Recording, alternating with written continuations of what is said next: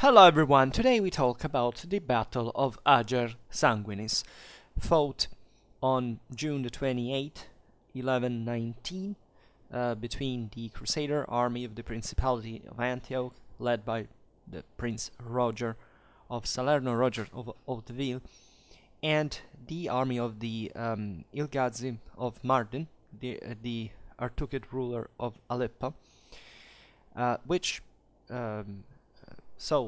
essentially an astonishing Christian defeat. The battle was fought near Sarmada in today's Syria. It was essentially within the boundaries of the Principality of Antioch.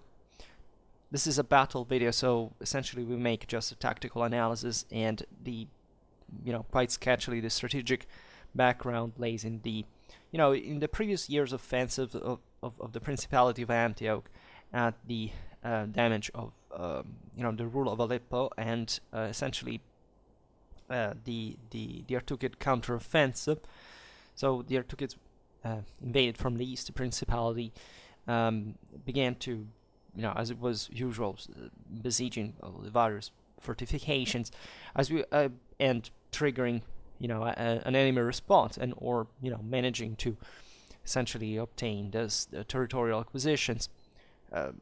Normal business in a sense, and as you will see, the story here, it's a very early age after all. There are protagonists that were the first crusade still, that were in a moment where also historiography didn't reveal a dramatic amount of details.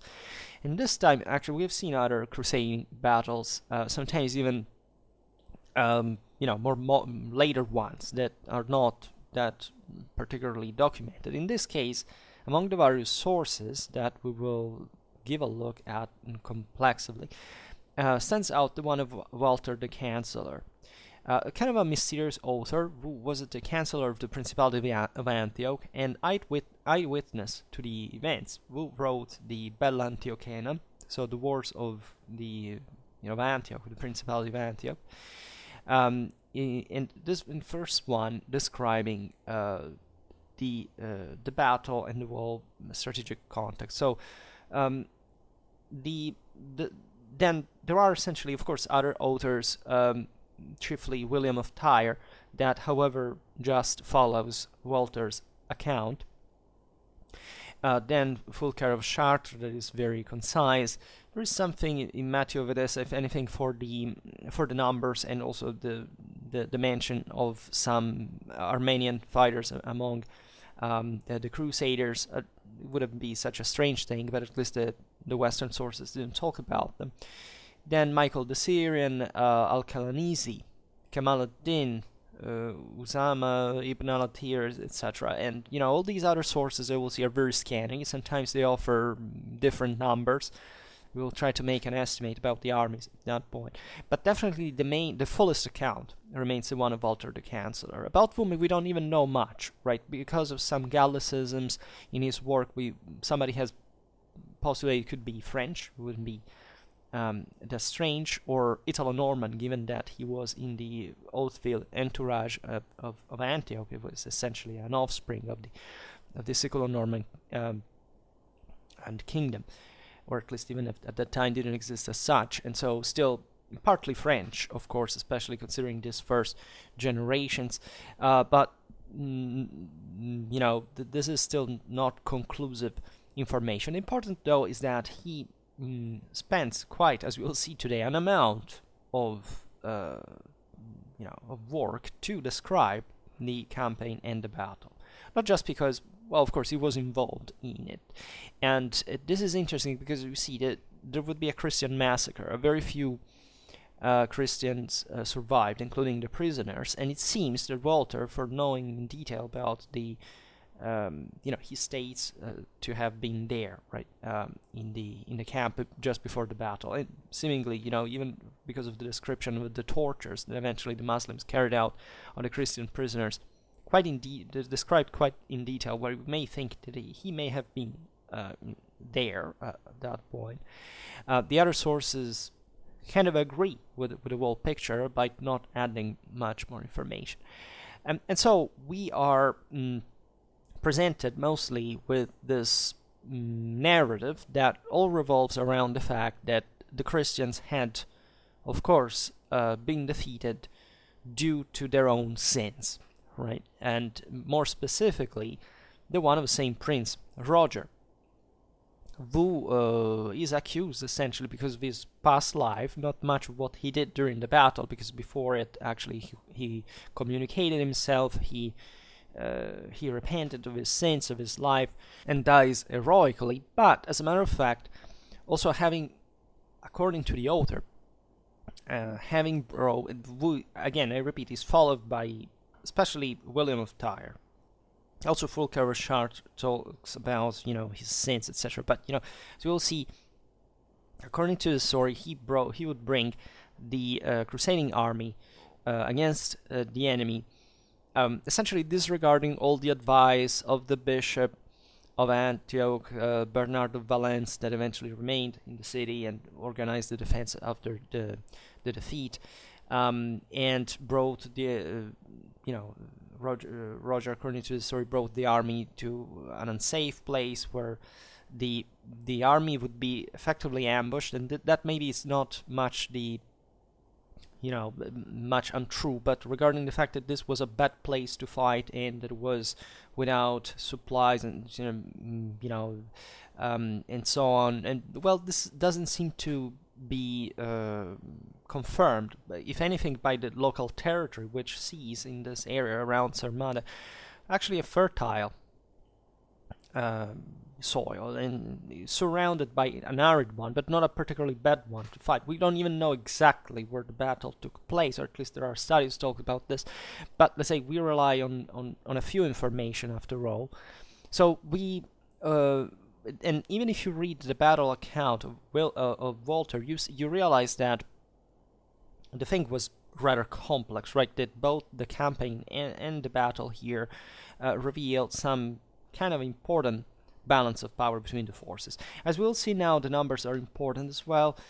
Usually, the sources of crusading era tend always to overestimate the enemy number from both sides, like the Christians do it, the Muslims do it, the same as we'll see now. It's safe to assume that this battle was fought between a crusading army of roughly 700 cavalry and 3,000 infantry, properly trained armed infantry, and something like 7,000, and an army of Turkomans of 7,000 cavalry, mostly. Some sources say, I don't know, the Muslims were 60,000, or the Crusaders were 20,000, and so on. There is always the problem of seeing who was a combat force or not, because these armies, especially the Western ones, moved with a quite large amount of civilians at their in their following. So that is not particularly important, because they wouldn't be fighting force at the end of the day. But these contained numbers are realistic. As we will see, the Christian army was practically annihilated, and so albeit the campaign continued, because the deal here is that Roger had left against the advice of the bishop of Antioch, in order, essentially, because the Turkomans were ravaging the territories of certain barons of the principality that Roger wanted to assist.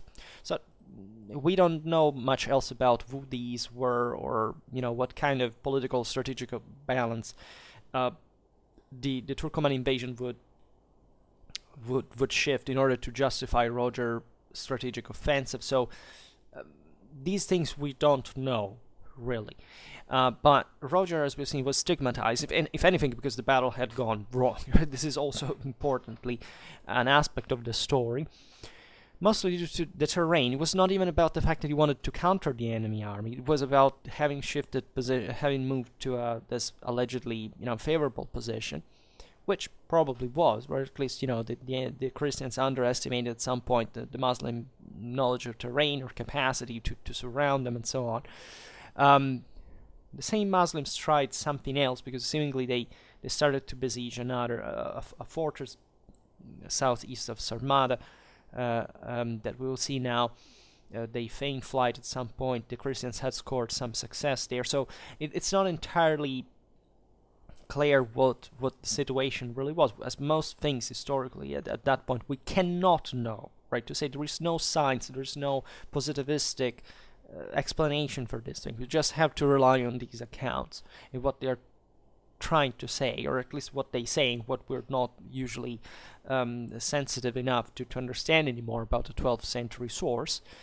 The other deal, though, is that that Roger had moved without having.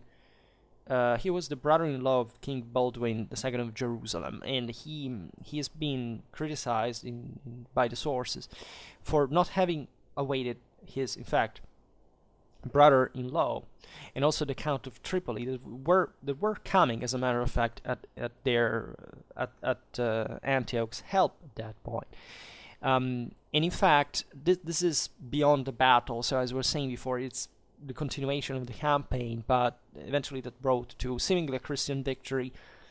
So the situation was rebalanced. But let's say after this defeat, the Antiochian principality didn't recover quite because of the loss of. Think about the resources by the early 12th century, what it meant to lose even just almost completely 700 cavalry and 3,000 infantry. So that Antioch would renownedly enter in the Byzantine sphere of influence. There would be new changes and so on. Roger seemingly had called the Jerusalemitans and the Tripolitanians to help, but they wouldn't arrive in time. Some elements were arriving in support, etc. But the Antiochians were already defeated. So even in there, we don't know whether Roger had an afterthought or had called them and had decided to still solve the matter by himself, or whether he was counting on that help, or whether he objectively screwed up and went too much on the fore, or thought that he could keep the Turkomans at bay instead he was surrounded. These are, if you want, speculations, because we can't fully understand. I mean, even from this text, because that's the only source that tells us fundamentally about it. And so, what do we know? This text is also telling the truth, properly made. But it's fairly reliable. As we will see now, there are some rhetorical expedients. We'll skip some parts here because this is essentially the second war. In fact, the chapters are there's the prologue, and it goes from 1 to 6. Then eventually continues with Baldwin, etc. And so more or less we have said here what the broader issue was, this lack of piety allegedly from Roger, not just because of his life or disregarding Bernard of Valence's advice, were made in Antioch. So we can start with this other, I don't know where we can start, from this preliminary skirmish, right, in which Robert of Vieux-Pont, a knight, not the prince, distinguished himself. So here, first of all, yes, it's a good point to start from, because it also talks about the field of blood, the Ager Sanguinis. It's quite eloquent. It was named like this because of the battle, because of the extermination that took place in it, and it's a biblical reference because the Akeldama in the Vulgate is translated properly as Ager Sanguinis, the field of blood. This was a burial ground purchased with the blood money returned by Judas. So here there's not much of treachery. It's just in the story, it's just the impiety of the Christians that allegedly brought to their defeat. Because that's what you have to think about medieval battles, especially this early, that it's not a military thing, it's obviously God that decides that. In any case, we can start quoting from this. It says, however, by some ill omen, we were snatched into danger. Not so. It's important to stress that Walter was with the army already there. Here, they are arriving to the near Sarmada. It says we're snatching to danger, not waiting for the proud to be brought low according to their deserts, and the humble to be exalted. We, as if braver than lions and more inexorable than tigers, forced our way to pitch camp at the field of blood. The field of blood, I say, it is called by the populace, but in reality and in the name, and there we stayed for some time, under pressure day after day, through lack of food and natural drink, which was not forced on us by enemy strength, but by the storage of both in those parts, and we would send to wherever else we could inside and outside the camp, so we could remove the want. Right, so at least for Walter, this is the point, that the place was not well supplied. They had to rely on this kind of external communications, and we will see the Muslims instead, through the same merchants that sell food to the Christians, came to know as spies about this position, that they saw instead fit for attacking them by surprise. It goes on, it says, then also some of our men were sent to fortify the camp outside, which did not escape the notice of the enemy troops for long, for indeed spies had been sent out by the enemy in the guise of bird sellers, to find out however they could what our position was, and when they returned and told their tale, both Il-Ghazi and his nobles clearly understood as if they had seen with their own eyes. Therefore those men of crafty cunning, to conceal what they were working at, that is to say, to attack us unexpectedly, openly organized their battle lines, and now sent ahead the more expert in preparation, as if they came to lay siege to excellent al-Atharib, expressly for the purpose of observing and being observed.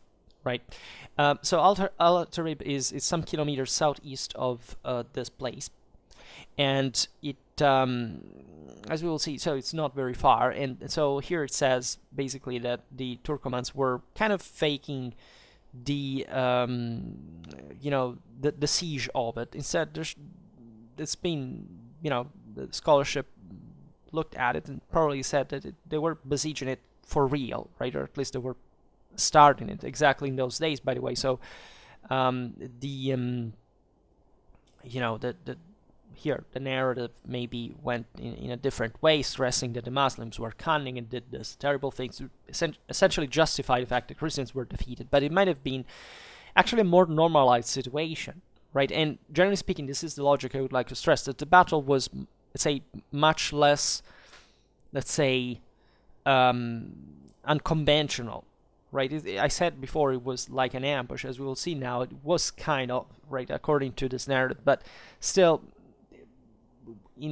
by scale, right, these were consistent forces, and it's difficult to make ambushes with consistent forces. Or also, large armies do not kind of ambush just by themselves. It's, of course, the Turks carried out these tactics that were hit and run, feint flights, and so on, but at the same time, mass was important in the same way. So more or less they managed to surround the attack from several sides of the enemy. Again, this was more conventional than we think in practice, but we make these considerations later. They would observe, the Muslims, I say, the outside parts of the paths and the approaches of the inside footpaths, by which they could attack the prince with greater safety for themselves and greater damage to our men. They would be observed, moreover, so that they might be considered powerful by the mass of the army, and we might seem to fall short of our usual worth, driven back by fear of their great number, which is not something that you want to do if you ambush somebody. In short, what happened to us was, so, of course, they could do both, in the sense that if you show how big they were, and then, all of a sudden, as it happens, they started appearing in from places that the Crusaders had thought they could not access. Well, of course, that had already been prepared as kind of a fear, so it does make sense in this way. But still, there was an open confrontal pitched battle confrontation as well. In short, what happened to us was not the result of that multitude's strength, but the just judgment of God of our sins and wickedness, as in a little while I shall try to explain in detail, not on my own, but with God's will and assistance prompting me. First things first, however, lest in an abundance of words I should seem to have forgotten the order of events. The Turkish chieftains from all around were at al-Atharib for the deception. Suddenly saw the knights of al-Atharib that was garrisoned by the Christians, and a band of infantry of that castle, in fact, which had, because this was the normality, these places were garrisoned all the time, right? When an enemy invaded, it's not that they fled because they saw the enemy were many, right? It was easy in medieval times to pin down an army, like to bog it down into a siege fundamentally, and awaiting for the relief army to break them from that position. So that's normally how basically almost all medieval battles were fought at the end of the day, and even a few men could garrison, an important fortress that would take all time to storm. A certain of our men had come there by night, arriving close by in the manner of the defenders, as if to challenge them in battle. So here, if I understand correctly, basically there were Christian reinforcements from the main army as well to send some relief. So kind of also makes sense. When they saw this, the enemy, although they seemed to be surrounded by 60,000 soldiers or more, and why? Because, they definitely, the Christians wouldn't be looking like 60,000 or more, and yet tightened their reins and took their bows from the hanging straps and their shields from their shoulders onto their arms, having drawn back their arms to their chests, holding themselves as if they were faltering in courage and as if they were afraid to offend, muttering about turning tail. But reality was disguised by deceit and deliberate artifice, so that our men could be drawn further away from the camp by these indications.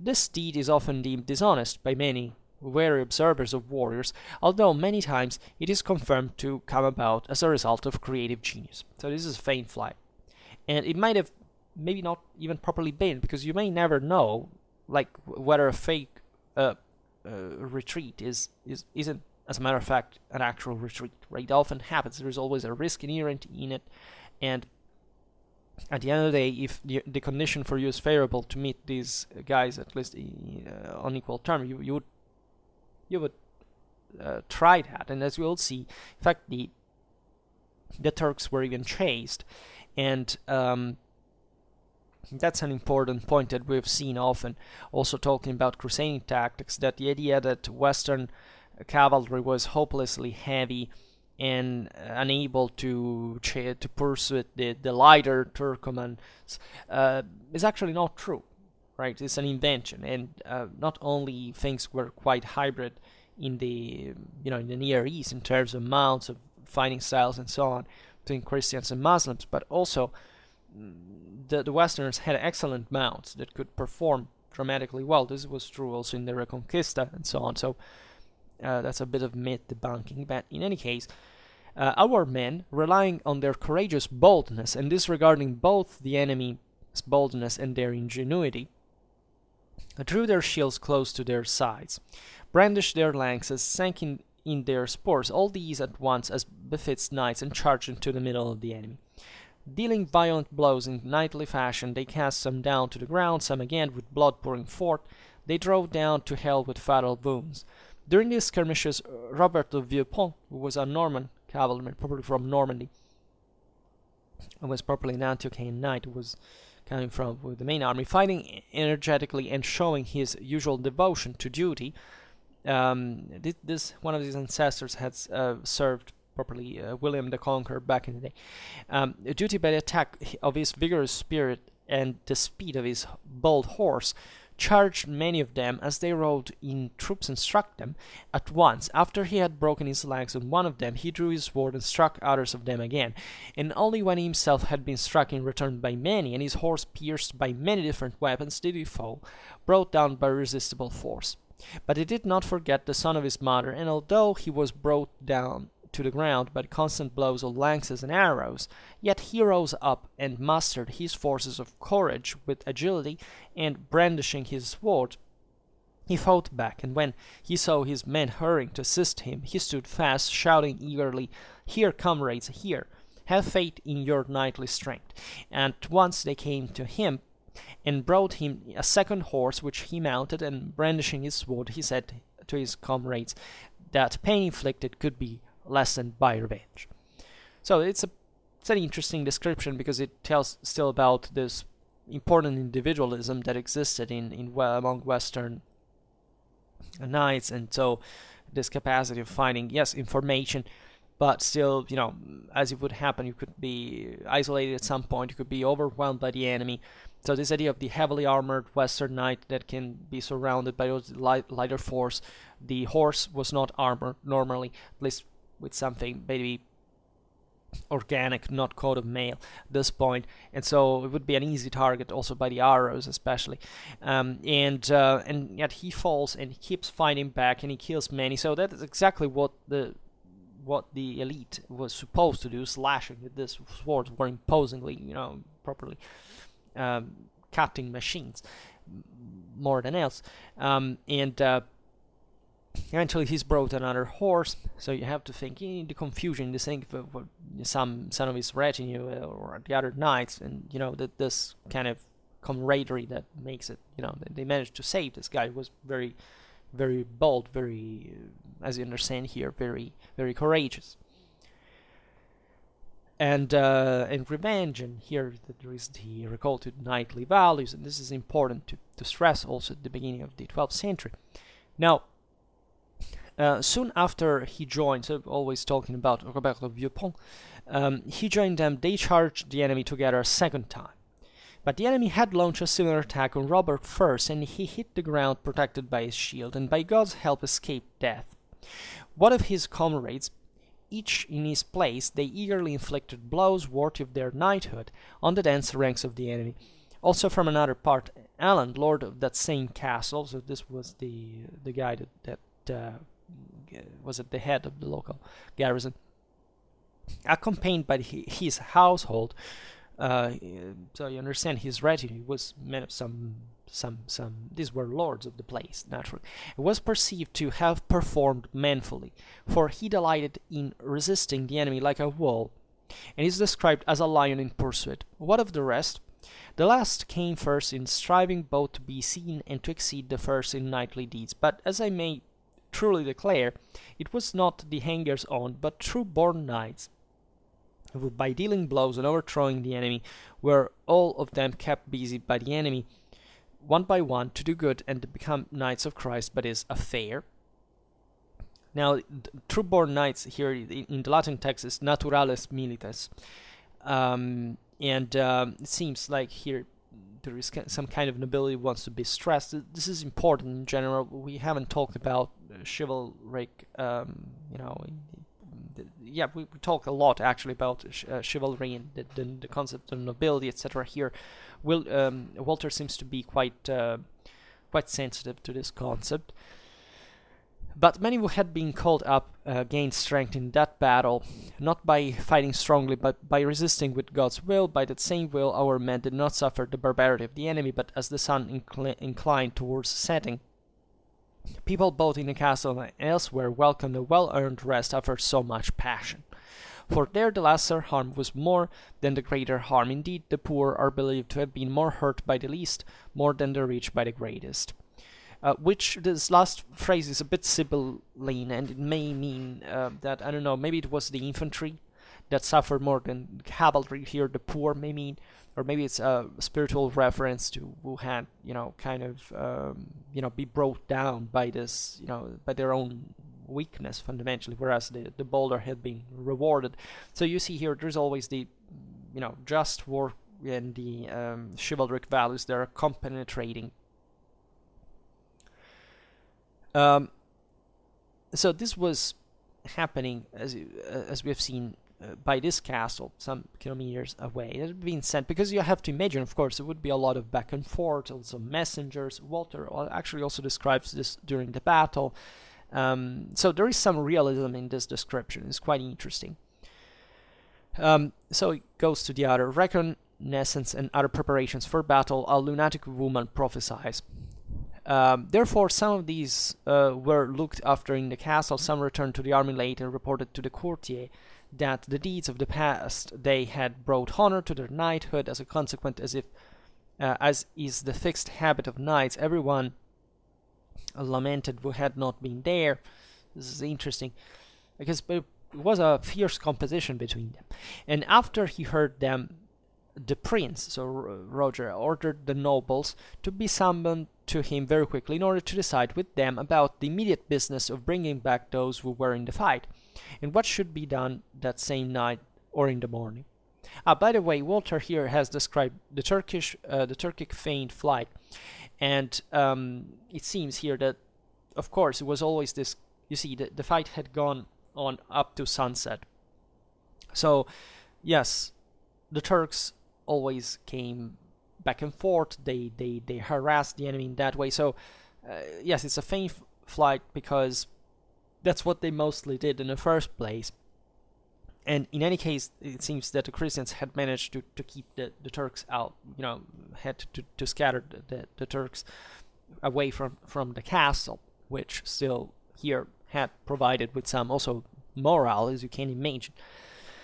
And this has not necessarily happened, as Walter said, by cunning strategies of the Turks by themselves. He just was commenting on the type of tactic in itself, not necessarily because they were at that point just literally faking the withdrawal.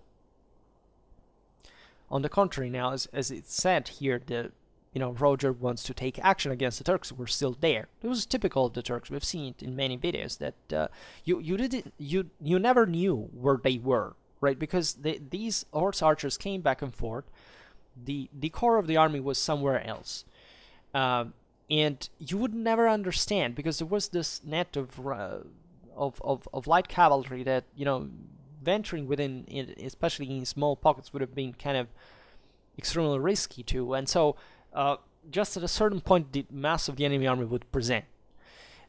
This was also psychological in warfare, and the reason here stands in the fact that this kind of Turkic tactics were suited to most of these swarms of lighter cavalry, whereas the Westerners had on average a heavier one. So obviously the lighter cavalrymen would avoid to come to grips with the heavier one by definition. And so, but at least exhausted, as we've seen also, Roger of Vieux-Pont risked his life a couple of times, surviving because of ability but of luck as well.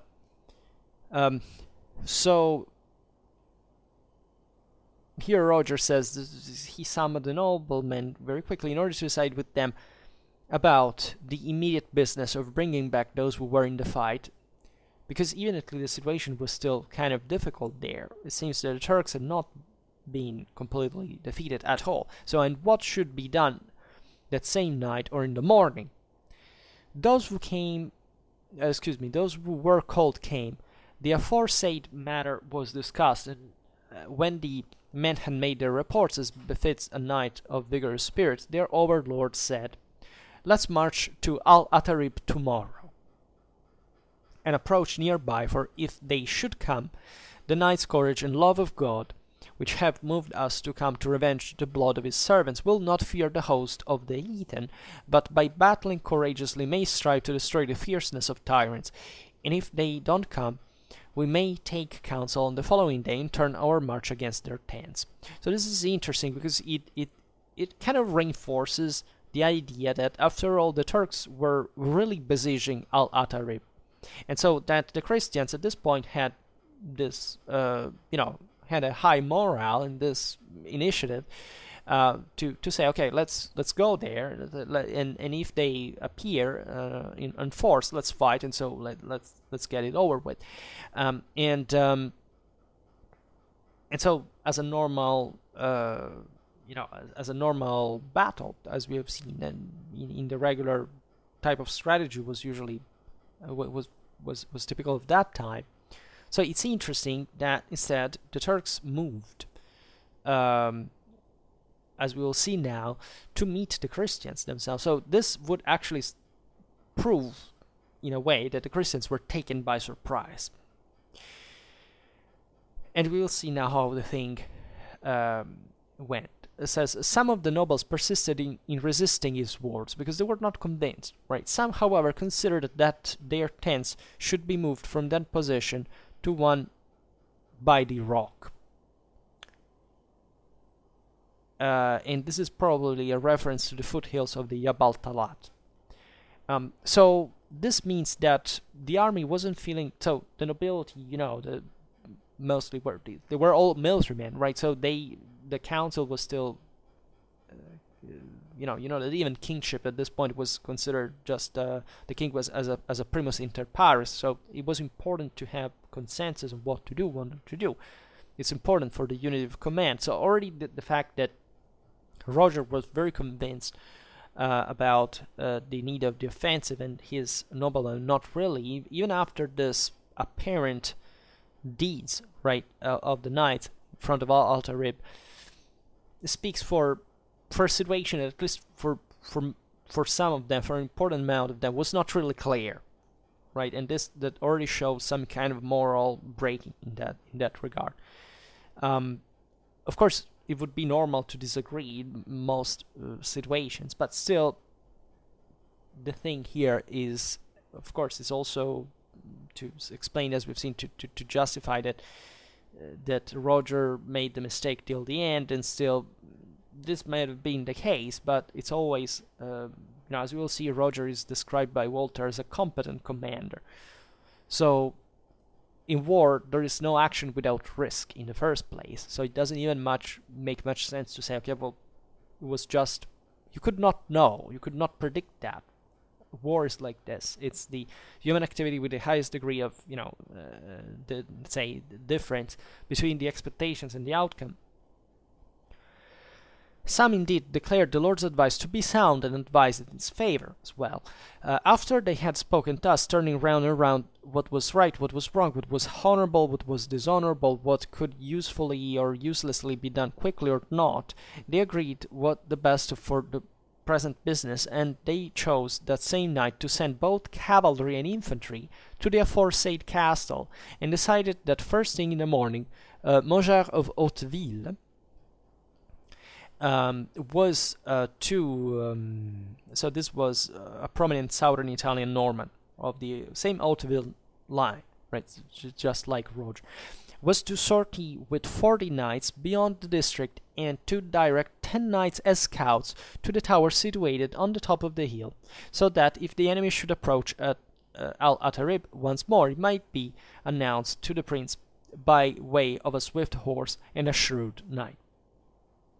So this is interesting also as a modus operandi, because 40 knights is not a few, right? It would be a squadron normally, and 10 of these knights were seen as a further avant-garde at the tower near to this place, which has apparently also been found. This was, if I'm not wrong, an ancient Byzantine construction to spot what the enemy movements would be, so that nobody would have allegedly been taken by surprise. And on the advice of Peter, the Archbishop of Apamea, that basically figures as the spiritual leader, as we will see in the army. Here they traveled with a cross symbol. It was necessary. The Bishop of Antioch, Bernard, had remained in the city, as we have seen before. It was decreed that an edict should be made to all the army that they should all come together to the chapel before the first light, so that having amended their lives and behavior there and being restored by heavenly food and drink, they could live or die in the service of God and His name, as befits knights, and the edict was made directly. Now, there is the episode of the moonstruck woman that starts saying, "You will die all tomorrow, and you will see that I was right." So this was the bad omen of the situation the day before. You can skip.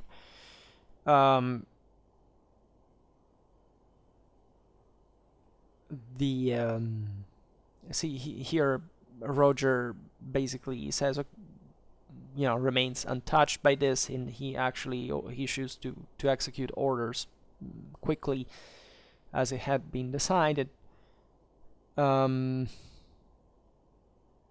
Here it's interesting. It said, therefore, from this side, and that the emergency was broadcast, his chamberlain was called, and so were his household knights, and it was decreed that the precious vessels and all burdensome goods should be taken away by night to the tower of Arta. That was the place where the army had previously settled, and that the sources say that it was a good place to meet the enemy, instead than Sarmada, and entrusted to the bishop. So this may suggest that, of course, there was some agitation, so that they wouldn't know what would go on, that they might have had to face the Turks, but they didn't know what the situation was. It could be dangerous, so they didn't want to have any hindrance logistically to move in an eventual retreat. Arta was, a safe place, at least to garrison, to bring in these goods. Then following this, the Turcopoles were called. The Turcopoles, who they were. We made a video about them. They were these local, in fact, Turkic, at least style, of troops that flanked as horse archers, normally, just like the Muslims, the heavier Crusader knights. Some were, in fact, natives, local Christians or Muslims even, or they were properly even Westerners that came to fight in that style, or had learned to fight in one. And here it's important to stress that, as we will see, for the reconstruction of the Christian deployment during the battle, we don't know whether the Turcopoles fought in a single mass on their own, or if they were scattered among the various battles next to the knights. I presume it's the latter type, but we don't really know, and we will see, because the Turcopoles will be accused of being the first ones to break and to cause kind of a domino effect that brought to the collapse of the army. In any case, we will see that. The Turcopoles were called and the household was called. This is interesting, because the Turcopoles and the household here seem, the household is important, so the Turcopoles even, the same level. They are even named before the household. In any case, the Lord ordered these men to do it at once. They were ready to obey his order immediately. The army had not forgotten the earlier edict assembled before daybreak at the church where Matin was held, and they watchfully worshipped God the highest with hearts and voices. And when the service was over, the archbishop, the finest man in either retinue, preaching of heavenly and earthly things, taught the Christians that they should cleave to earthly things in such a way that in heavenly things they would earn the right to be crowned as God's knights by his kindness freely given.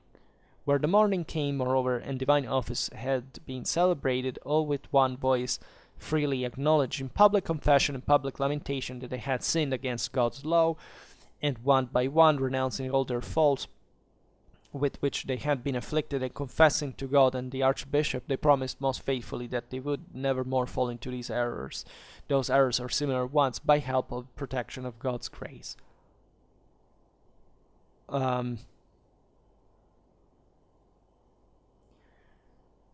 Now here, okay, there is all this kind of spiritual preparations, and it says, however, that Roger was kind of overconfident, because at some point he literally, in this contest, goes out there hunting. Yes, hunting animals, which is, I don't know, we don't know why Walter said this, whether it was true. Maybe it was just a way for Roger to spirit his army, to say, to show how confident he was, or it's just maybe for showing the Roger's chivalric nature in this account. We don't know. In any case, here the 40 knights are sent out to ascertain the enemy's dispositions. And suddenly, however, his future appeared before him, and he felt the urge to change course to the tower in order for a lookout, putting aside his recreation. As he was leaving it, a messenger came up to him, who had ridden at great speed, to whom the Lord said, "What is the matter?" The messenger said this to him: "I observed the enemy hordes with these very eyes, all over the mountain slopes and in inaccessible valleys, in places, I tell you, which are not even accessible to the tracks of wild beasts. I tell you truly, they are approaching us quickly from 3 directions, to wage a threefold war, and I firmly declare that innumerable columns, distinguished both by standards by other displays of ciphers, are following the first ones. This is quite interesting. This is in the morning, the preparation for the army to move, and the messengers discovered that the Turks had actually come to Sarmada, and they were attacking from three directions, having passed through mountain passes that in fact the Christians had thought that nobody could cross, as difficult as they were. And here the surprise. So the prince replied to this, "It is granted to us for Christ's sake not only that we may believe in him, but even that we may suffer for him, and that we may now render to him the debt which we owe, that is to say, that all our rationale will remain subject to his will, and we who have violated his honor in us, according to the breaking of the exhortation made towards this our Savior, that with his own support we shall reinstate ourselves and not sin in future. And as we have sinned through sweetness, let us make amends to him through bitterness, and not refuse to give ourselves up to death to honor him." After this, the prince summoned his marshal and the public criers, and at once commanded the entire army to prepare for battle, and ordered it to be announced in a loud voice that at the first sound of the bugle every one should make haste to put on arms and armor, and on the second, being ready with his battle lines drawn up, both knights and also foot soldiers should all assemble, and, hearing the third, individual battle lines should advance, marching behind their standard bearers, and present themselves at the sign of the cross of our Lord. That was the banner. And without delay, the criers carried out the prince's command in a loud voice, and Roger, riding a swift horse before the tents, ordered weapons of war to be brought before him. When this had been done, while the earlier messenger was still there, another arrived who interpreted the same signs of war in a different way, for he said, "There they are on this side of the Sarmadan district, very close." Therefore the prince ordered everyone to be warned by the sound of the bugle. There was no delay. At the first signal they were alerted, at the second they were made ready, at the third they assembled. They assembled and presented themselves to the prince in front of the chapel where the cross was. Therefore the bishop, bearing the cross of our Lord in reverent hands, said, "What more? Strengthened by the arms of faith, with this sign of the all-health-giving cross going before, and not afraid to change completely the purpose of the heathens, let us advance in their midst."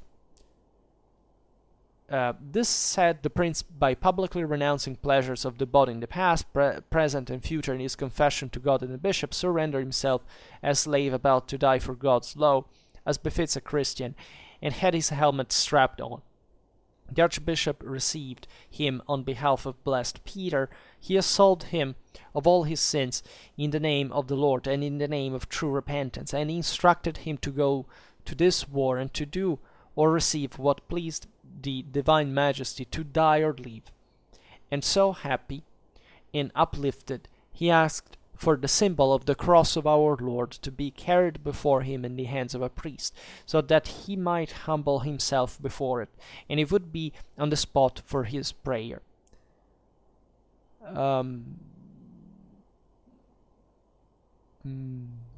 Okay, here there are some other details, like the thing is long, but okay, so let's say, meanwhile Alberic, the deputy steward, not like a person fleeing, but like an attacking soldier, who had been struck by a lance in his face and pierced by an arrow almost in his eye, appeared as the third messenger to forewarn our men. He was questioned first about the 40 knights sent out with whom he had gone, and he replied that some had had their heads cut off. That is to say, Jordan of Jordan, and Oud of Forêt-Moutier, and many others had already fought their way through the mockery of this world to God, and Mujah was here, compelled by the enemy's intolerable strength. And so it suddenly was. Mujah was there, and another with him. So things had started to go bad. Because the detachment sent to spot the enemy position had started being cut down. This messenger came back with, hurt.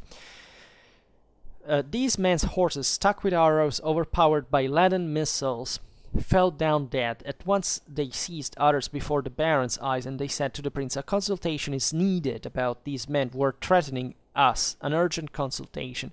They come prepared, act quickly, indeed divided into three parts. They are trying to destroy us with threefold war."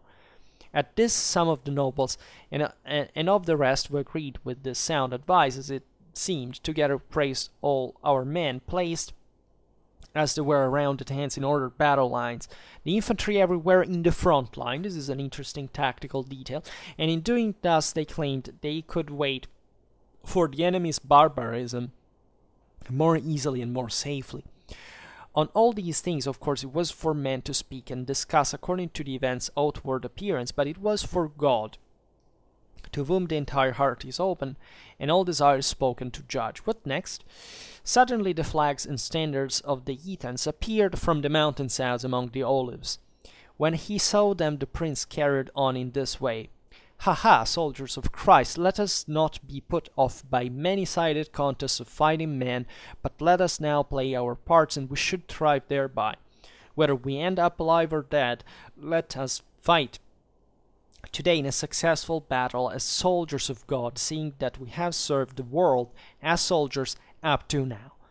When we had said this, the command Renal Mazoir to be reinforced very quickly with a threefold company, so that they might go through the districts of Sarmada, and Renal made attack very visibly, and he claimed that with God's help he would very boldly strike at the strength of the impious princes wherever he went, or wherever he stood firm, or mountain or plain.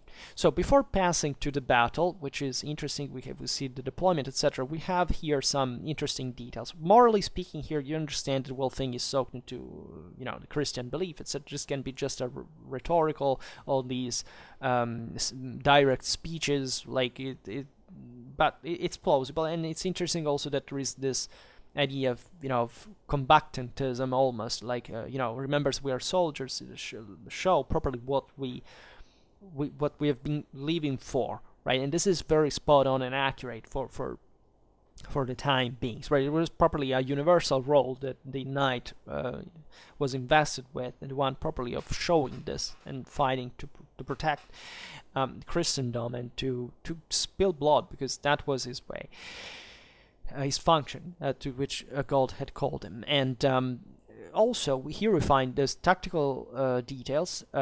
This one is interesting about infantry deployed in front of cavalry in the battle lines, which is to be found, in fact, in crusading tactics from the western side, that mostly, you see, Turkic armies were mostly mounted, stereotypically, like they came from this Central Asian and Middle Eastern equestrian lifestyle that was mostly about, there was surely infantry as well aside the cavalry, but very often they're not even counted. And from the western side, instead, heavier cavalry, heavier army in this sense, and so also there had to be some mobile protection to the same for favoring the maneuvers, preparing them. The Christians had often this missile capacity against the same Turkish horse archers, think about crossbows, etc.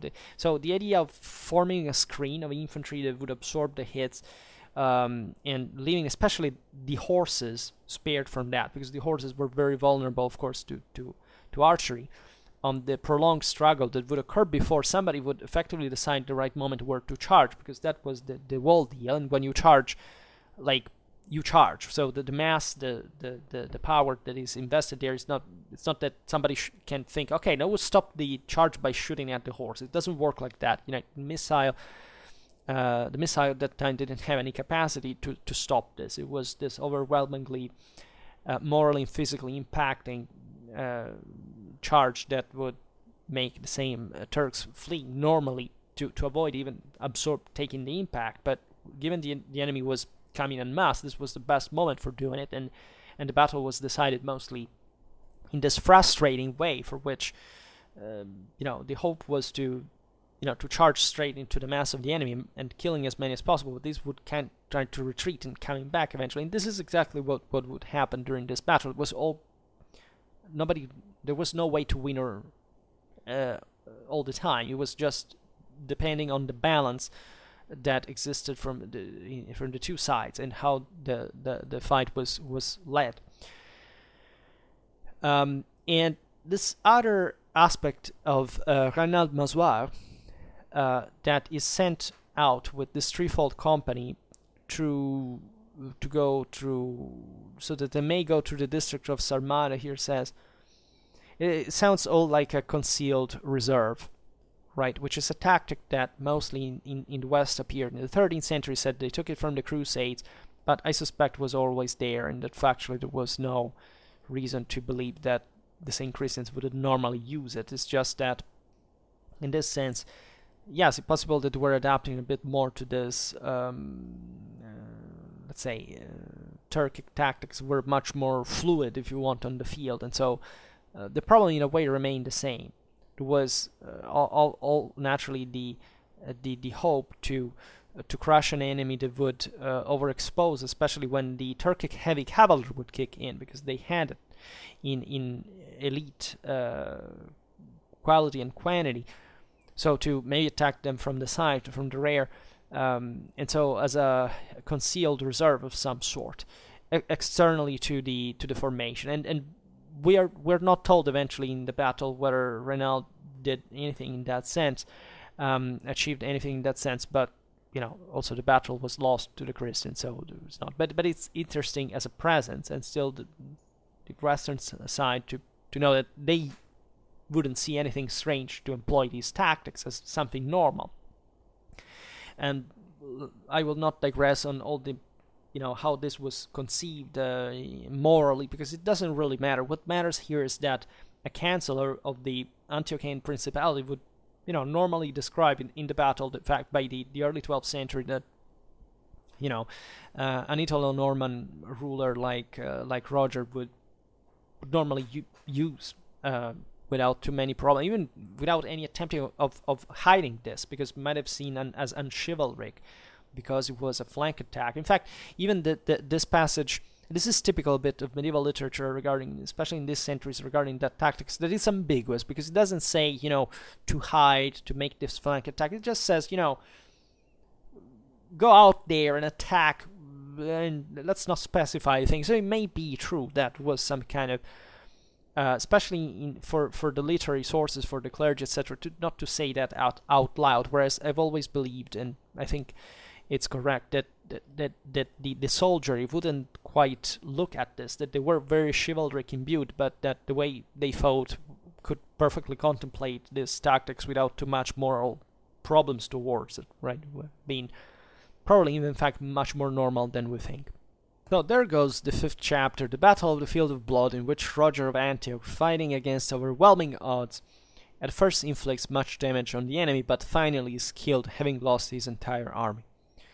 What details of these things? Just as often before, he had drawn up his battle lines one by one, so then he also commanded them to march in ranks, but much better, for he said, "In the name of our Lord Jesus Christ, as befits knights, set off eagerly for the sake of defending God's law, and when the place of battle is at hand, and not forget the bloodshed by God's servants, and remember to bring down the pride of the evildoers, and to shed their blood by inflicting constant blows." Right. So here Walter presents Roger actually as a capable commander. After saying this, he venerated the symbol of the Holy Cross and kissed it most reverently. Then one by one the ranks raised their standards and set off in their assigned order, with bugles, flutes, and trumpets blaring, which is also very interesting because normally Western warfare is credited to be much more silent, musically speaking, and instead, we see, at least in this context, was always there. Music was always there. For some reason, it's believed. Like, it's true that in the Middle East, especially the Turks and the Persians, had this millenary tradition of drums, but it was kind of more, even later on, you know, that modern military bands were mostly influenced in the West by the Ottoman military instrument bands, etc., that were by culture more developed by the Renaissance and so on. But here we see, like every battle I see in the West in detail, they use musical instruments all the time. Here we are in 1119. I would like to stress how early it is. So that's a chunk of, you know, the psychological side of warfare that we had. Also the practical one, because that was all an order, presumably, of a rhythm, a pace, something properly used to draw up the battle lines and so on that went by, and also just to spirit, of course, the advance, but still maintaining an order through it, that through musical instruments, I mean, that is should be reevaluated. In any case, here it says, meanwhile, hither and thither messengers were sent from column to column, flying like javelins or even like arrows, as the customs of warriors requires. So stressing the fact that these battle lines were very well coordinated among each other, and they were interdependent. So here Walter starts giving us the properly the idea of the battle line. Here I've created a very sketchy the battle array, a very sketchy picture of how we're talking about, to make it simple. There are some things that we don't know. There are some authors that reconstruct this differently.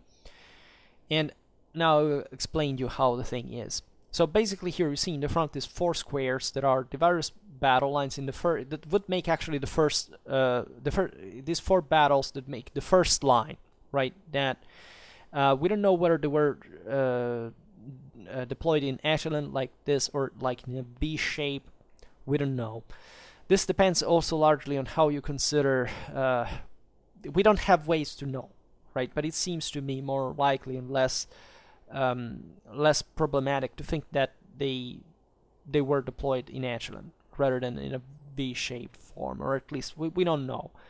Now we'll explain you why. It says, and so the battle line of St. Peter took the lead from the right. Now the Battle of St. Peter was essentially a confraternity of the best knights or something like that were properly bearing St. Peter's name. In fact, they were the most fanatic, devoted, aggressive, exalted, and so on. And so they would lead from the right. In fact, whose prerogative it is both to advance first and to be first to strike the enemy.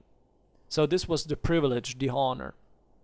And it seems that this battle line of St. Peter had gained some importance since 1115 onwards. This was the great... They would be the first one to fight, right? So the riskiest of positions, but the most prized, the most properly, the one everybody would have liked.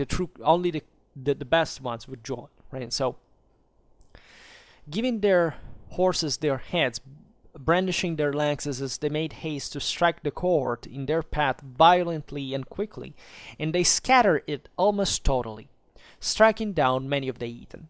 Right, so we don't know actually anything about the Turks. We know, as you've seen, that it would come from 3 different directions. So the idea is, here I have represented maybe kind of an idea of a center and a right and a left, and some other units in the flanks, because as you will see. But it was probably like, yes, like a crescent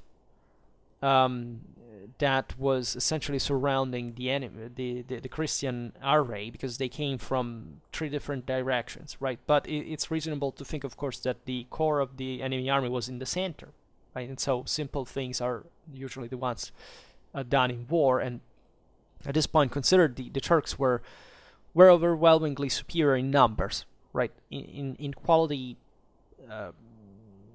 right, by individually not, but altogether they had dramatic numerical advantage. So, generally speaking, this is a pretty good indicator that things are difficult, right, for them. That there was not probably an overwhelming, and I mean, if we consider that the Christians had something like thousands of infantry as well, the Turks probably didn't have a decisive 3-1 advantage. Right, so it was still a battle that could be won. As we will see, it was closely fought. in spite of the lack of Turkic losses apparently at the end, or at least a very contained number one. But it's normal that in combat there are a few casualties, whereas mostly are when the enemy is pursued and taken down like that. So this Battle of St. Peter's, the first into battle, the lead from the right, it attacks. It says to advance first. So that's the idea of the echelon. That we don't know whether they were already deployed like I showed here in echelon, or whether they were a single line and then just they would advance one by one. Here I kind of, let's say, you can interpret it in both ways, as if they were already advancing right their own way. But of course the idea is that they had to charge straight into the enemy, whereas they had to hit something, and so to crush the enemy battle line. And this first St. Peter line managed to do it.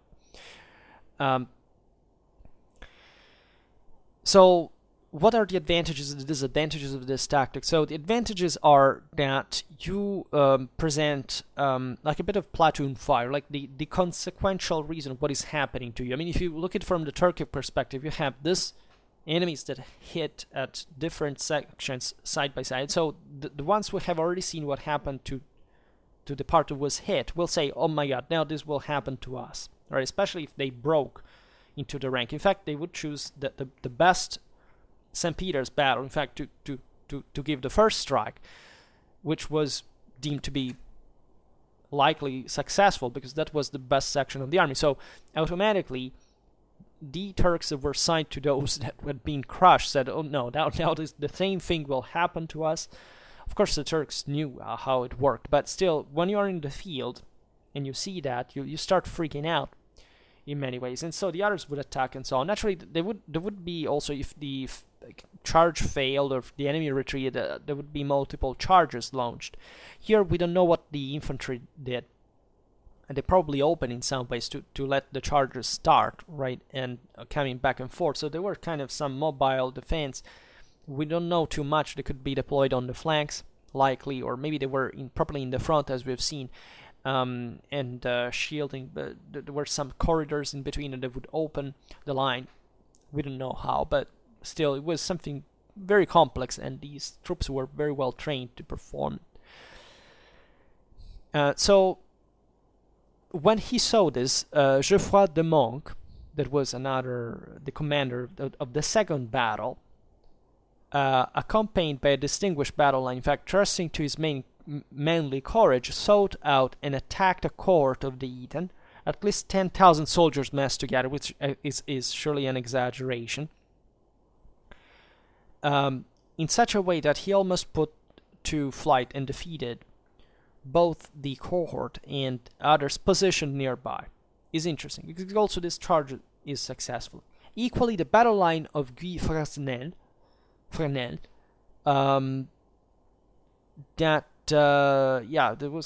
were all noblemen at the head of these battles. For its part, attacked and assaulted the enemy with all its might. But because our men failed to carry through with force as was necessary, many from both the one line and the other suffered destruction. So what here Walter is saying likely is that yes, they managed to break the Turkic formation, but still, these were horse archers, could come back and forth, right? So it was necessary to keep pursuing, to keep pushing forward. These operations could last a day long, normally, if you see other battles. So it was something very difficult to achieve, because it's not just an inanimate object you have to smash through. There are people that can come back, so it's difficult, it's messy. Especially if you are from the western side, you have to maintain cohesion in all this, and so if the enemy disperses, it becomes difficult also to know where to advance and to push into again. For the heathen, with the Lord's assent, because here the idea is that God was punishing the Christians for their sin, remastered, in fact, their forces and were not afraid to attack our men, but falling upon them again with spears, lances, and arrows, tipped with lead and iron, and with constant blows of the sword, they assaulted them violently, as the bloodshed on both sides bore witness. Meanwhile, Robert of St. Lo's cohort advancing with the Turcopoles from the left, when they should have struck, were unable to withstand the opposition of fate, as the Turcopoles were first to flee, and driven by their own sides charge and the shouts of the Eton, they got in the way of the prince's battle line as it rode against the strength of the impious, and they could not be called back from their headlong flight, not by reins, not by bridles, not by ropes, not even by desire of safety, for what was even worse, they carried along with them part of the prince's court as they scattered. Now this is very interesting because it opens to the question here. You see that I've put a question mark on the Turcopoles, because we don't know whether they were there. Like here we're talking about Robert Sanlow battles line. So first of all, we don't know, let's say battle better, because battle line, again, we don't know. The battle line to me is like, here you see Prince Robert's mobile shrine is a battle line. Even the Frankish rearguard is a sort of battle line. So the first battle line was all these various battles in which it was subdivided. We didn't know how many they were. We don't know whether Prince Robert's battle was, for example, as numerous as one of the battles of the first line. We don't know whether it was something kind of V-shaped, with maybe Robert's kind of being at the corner of the angle of the two sides in depth. We don't know. And here Robert of Saint-Lô, we don't understand whether his Turcopoles were, the Turcopoles were just only with him, whether he was only at the head of the Turcopoles, which doesn't seem, we don't know, or whether Robert had his own Western Knights plus Turcopoles, and here the source is referring to just the Turcopoles of that formation. Maybe were Turcopoles that were present maybe equally in the other battles, right, in the first line, and that, however, are attributed to have been the first ones to break and to essentially have this domino effect by retreating and falling to part of Roger's battle and breaking part of it, scattering part of it. Now this is interesting because normally you see battle lines were safely distanced, usually by half a kilometer, some 100 yards fundamentally, and the reason was exactly to avoid the enemy to this domino effect to happen, because there would be enough space had they been broken in the front to scatter without coming as an impacting force that could and must disrupt the posterior battle line. So this could give us the idea that maybe Robert was part of the first line in a V-shaped way. We don't know. It's possible. It may be just possible that that also Saint-Lô's cohort, as it's called here, so the battle was broken when the Turcopoles left as well. So there was more troops that were fleeing, and that they weren't able, in fact, as you will see here, to keep together, to restrain from fleeing. In any case, we don't know what happened. The idea is that we can't properly get the numbers here. We have no idea of how many these troops were, how they were distributed. So any kind of mechanistic or geometrical consideration here of how it happened is just a pure speculation. We can't do anything about that. It's just that the battle got pretty messed up. We understand clearly that Roger was kind of in a reserve position, at least behind the first battles that constituted a line, probably on their own. Here the Turcopoles broke, and the idea that the Turcopoles, if they had been especially a separated unit on their own, would be lighter but more numerous than the Western Knights. So this also doesn't change much, because the idea is how even if a Western Knight was heavier, it could disrupt more easily another similar unit in their flight. They they were less, whereas the Turcopoles were softer, lighter troops, but more. So even here we have nothing to help us. In any case, this may be still the Western source saying, it was just fault of the Turcopoles because these are kind of, bad people. You've seen how Walter also talks,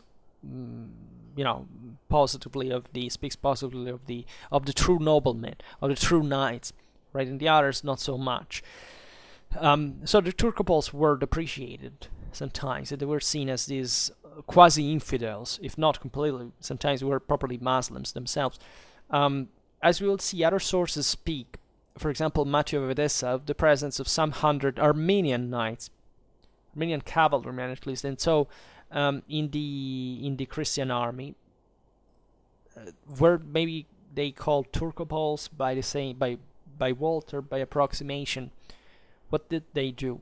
Right, so if anything, if there were some Armenian knights there, if they were some consistency, they were probably in a battle on their own. Here, however, it's not really named.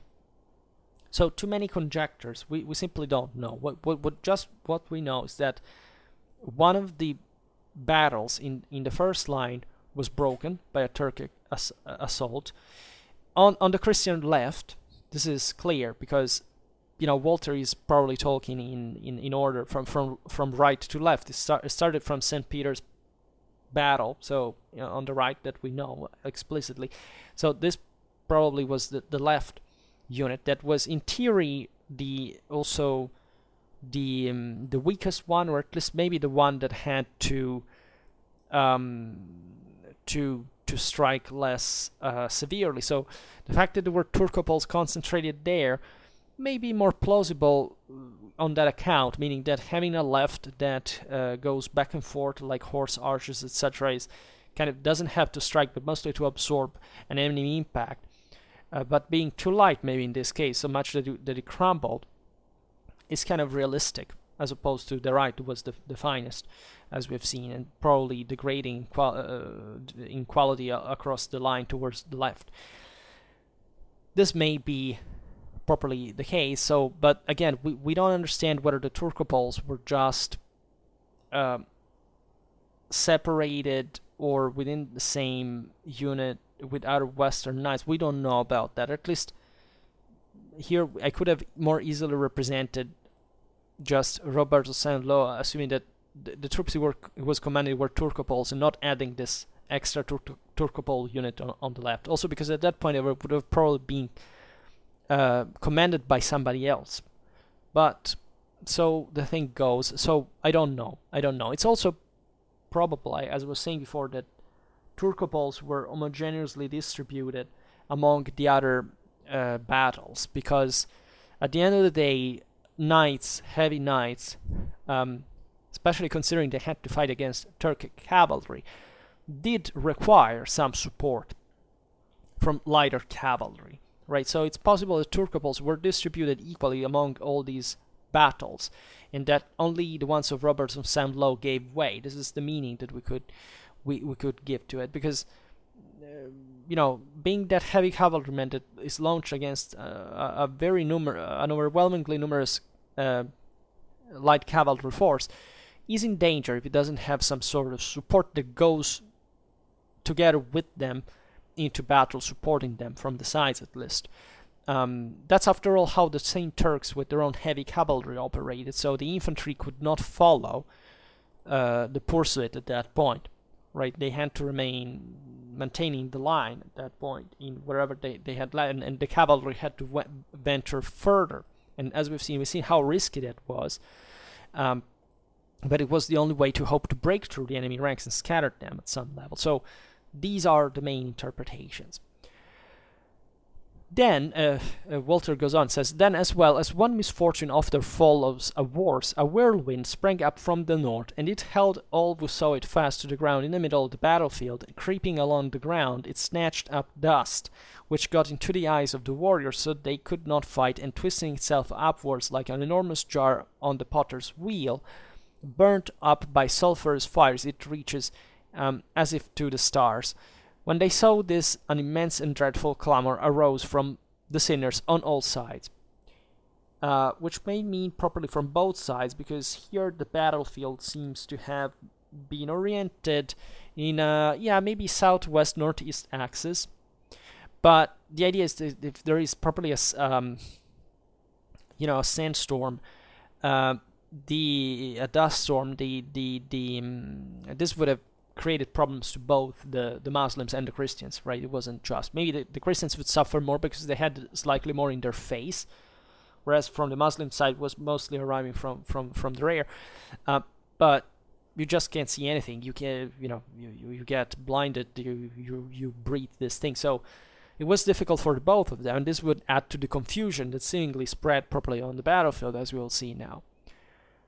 The prince, in spite of having, as we've seen, part of his battle scattered by this Turcopole retreat, allegedly, the prince was nevertheless keeping up the struggle with steadfast mind, though his men lay cut down and dead on all sides, and he never retreated nor looked back, but accompanied also by a few of his men, he was obeying the command of God and the bishop by fighting energetically against the entire military might. He was struck by a knight's sword through the middle of his nose right into his brain.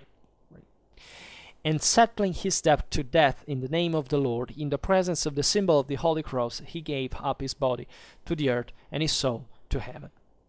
Right? So that's, consider at the time the helmets were open, by the way. So, this was probably some sort of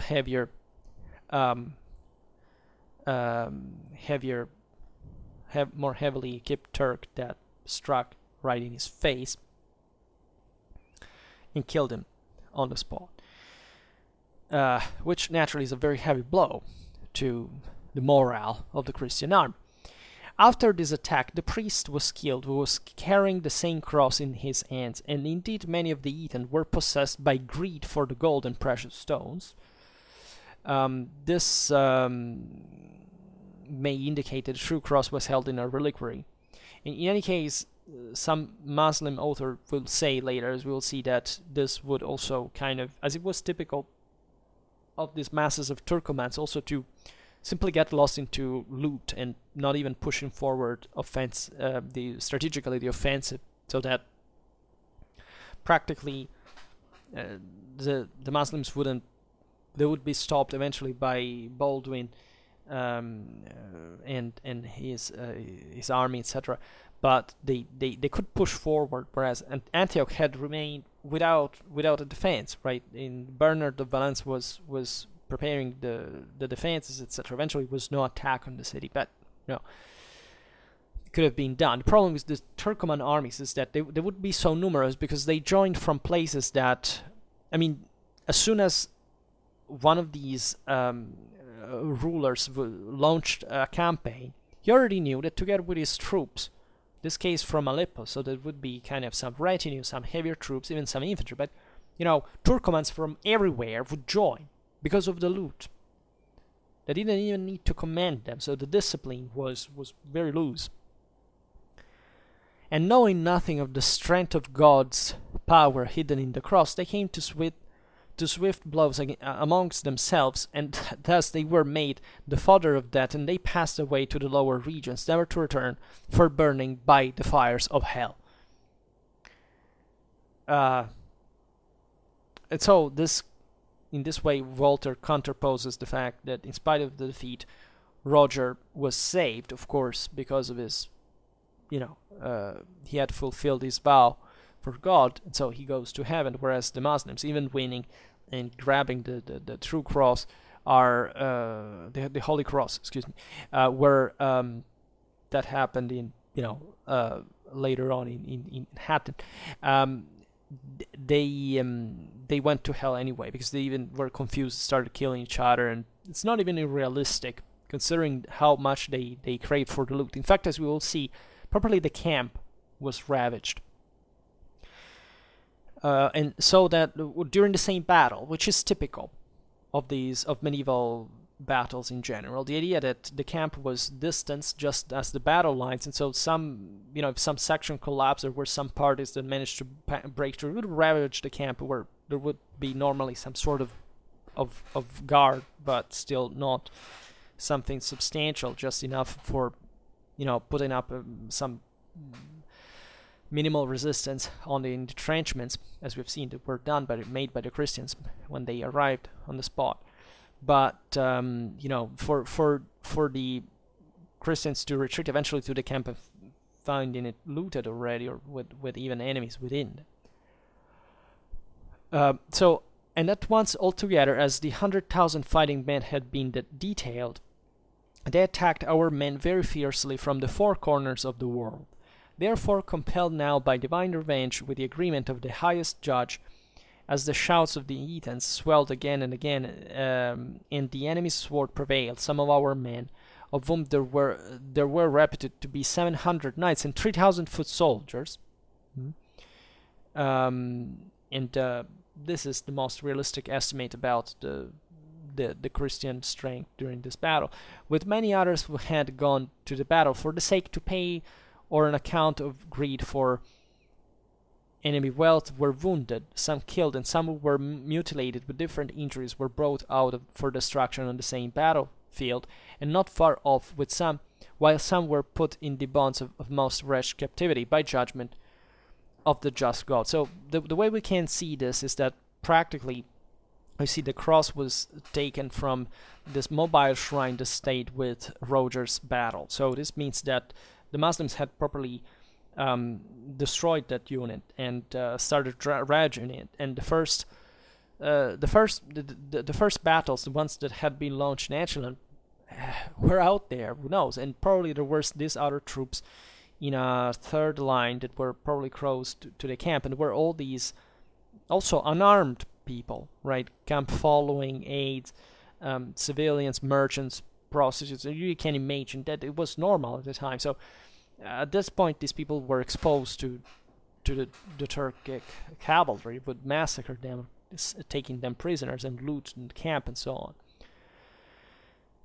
Now, this is interesting. While these things were happening in our ranks, Reynald Mazoir also, waging war courageously on his side, which is an unspecified one, we don't know, it was at the head of a concealed reserve, whatever, we don't know, destroyed and conquered a considerable number of the enemy, as they came in through the districts of Sarmada in such a way that, in the opinion of both sides, in the battle our men were thought to be the winners and the enemy defeated. So actually, before I said there was no accomplishment or whatever, so this is also, however, a normal thing, that these concealed reserves attacking from the flank. So here probably Reynald had been deployed on the flank, in the south side of the battlefield. And as the enemies were swarming towards the Christian camp, towards the west, he would at some point probably attack, maybe in some compact formation, maybe breaking it, right? We don't know. We are not more,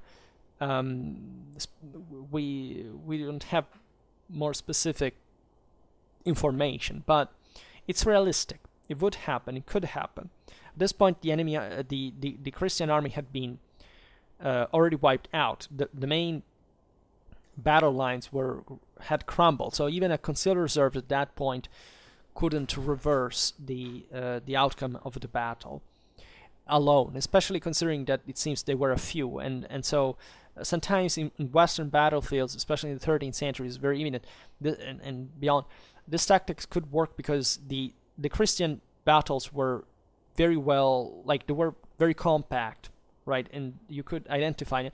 Here, if you have Turks in the thousands swarming all around, and here probably Reynald didn't command more than some tens of knights, like, you can't really reverse the situation. But it's interesting that Walter says that this detachment from Reynald was so effective, so victorious, that you can imagine the mess on the battlefield, that somebody would, or most would believe that actually the Christians had won. And anyhow, Walter says, however, it pleased the Divine Majesty, whom nothing pleases unless it is right and fitting, that the defeated remastered their forces and became the victors, and the earlier glory of our men was not held from the enemy's hand, but the ultimate power of God was at work. Indeed, destroyed and defeated, some were ceasing to be mortals in that place, and some were escaping the same headlong flight, from which still others were slain. So the typical pursuit after the battle, where most people would actually be killed. Moreover, it happened that Reinald Mazuar, who was seriously wounded, by the way, entered the tower of Sarmada with a few of his men in order to take possession of it as a refuge for himself and the others escaping, and if he could, to wait there for Baldwin, king of Jerusalem, who was hurrying to the aid of Christianity. So basically, Reinald had been successful, but he was wounded. He retreated to the tower of Sarmada, so in the nearby place. And I remember, well, while it was the tower by al-Atharib, that was the Byzantine one, that was found during some expeditions there, or this one, but I think it was that one. This one is another, and it's where these knights take refuge and are, surrounded by the enemy, that to which they will surrender, as a matter of fact, and they as we'll see now, and Reinald would survive. Actually, we don't know, we don't have details of how it happened, but it was a hopeless situation. It's interesting because we know that some prisoners managed to ransom themselves of the higher rank, while others were tortured to death and killed and massacred in the gardens of Aleppo, and it was terrifying. And Walter also, probably, who knows where he was there or with the others, we'll see now. Initially they would hope for the arrival of Baldwin, king of Jerusalem, as we've seen, because they knew he was on the way anyhow. Now the story goes on. It says, those who died were captured in battle, and those who deserted without putting up a fight.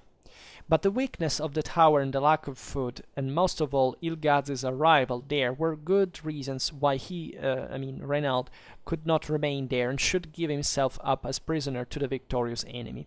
Nevertheless, he used his cunning to fortify his position, and as if he could defend himself in the tower, he spoke guardedly. For he said to the victorious enemy, I shall never surrender to you unless you first promise me, on your honor and oath according to your law, the defense of your protection and your assistance in escaping. Right, this is interesting. Therefore Il-Ghazi replied to the cunning man as one even more astute. What? Well, while you were in the battle, you and others had to be treated as enemies, but now I feel as a man does, and I recall that you are man. And lest you suspect me, you shall take my ring as a sign of my good faith, and oath according to our blessed law, so that by this token at the end of 1 month you shall receive your freedom from me. So we don't know what happened, but again, Reinald survived these events. Therefore, Reinald, who had thought he could live no longer than a single day, by the way, so he was told, if you stay there for 1 month, then you would starve to death. And you can imagine after a battle what these men, in which conditions these men were, just purely exhausted at every level, psychophysically. But they were still faking it as if they could resist. So Reinald, who had thought he could live, in fact, no longer than a single day, heard the end of the month, and feeling sad inside, yet he accepted the ring as if he were happy on the outside, and he surrendered himself captive.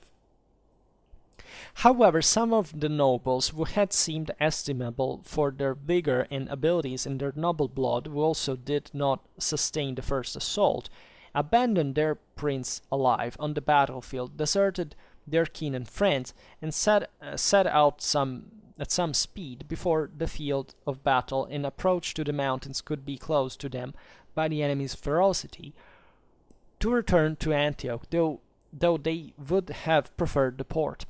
Yet before them others entered, as usual, lasting to battle first through the gates. So somebody made it, because they were cowards, this is the idea. Made it out, to Antioch eventually. However, lest I should seem to be indulging in too great a digression in speaking of those who deserted, I should first describe deeds on the battlefield, so that by recounting step by step the part played by evil men during the 2 battles in question, I shall also add to it and recent count how the promoter of the supreme justice, by the agency of Baldwin, second king of the Latins of Jerusalem, delivered from the lion's mouth the people of the Antiochian lordship when they were almost destroyed by the enemy's devastation, and how their glorious name, lost in the Prince's War, was restored to those same people by virtue of the Holy Cross in the King's War. And I shall return and stick to the order of the narrative. It goes as follows. After the prince was slain on the field and a considerable multitude was killed by the enemies who came from the four corners of the world, in addition to those who raged against our men with swords from within the region, the battlefield was so hemmed in, and access and paths to the mountains and valleys so observed, that not a single person trying to escape was able to get through unscathed. And so our men, all those who were still in the field with their swords, became obsessed by the hope of fighting their way out, or cautiously indulging in flight back to the tents. They didn't know what to do, because you see, the enemies came from one side, and it was hoped, as it happened in some battles, we have seen it at Hattin, that if you broke through, you could escape, right? That the Turks wouldn't see you, and it would, simply go in another, they could pass through and going for safer paths. Whereas some wanted to come back to the camp. That still was a place where all the supplies were, at least, they could find some,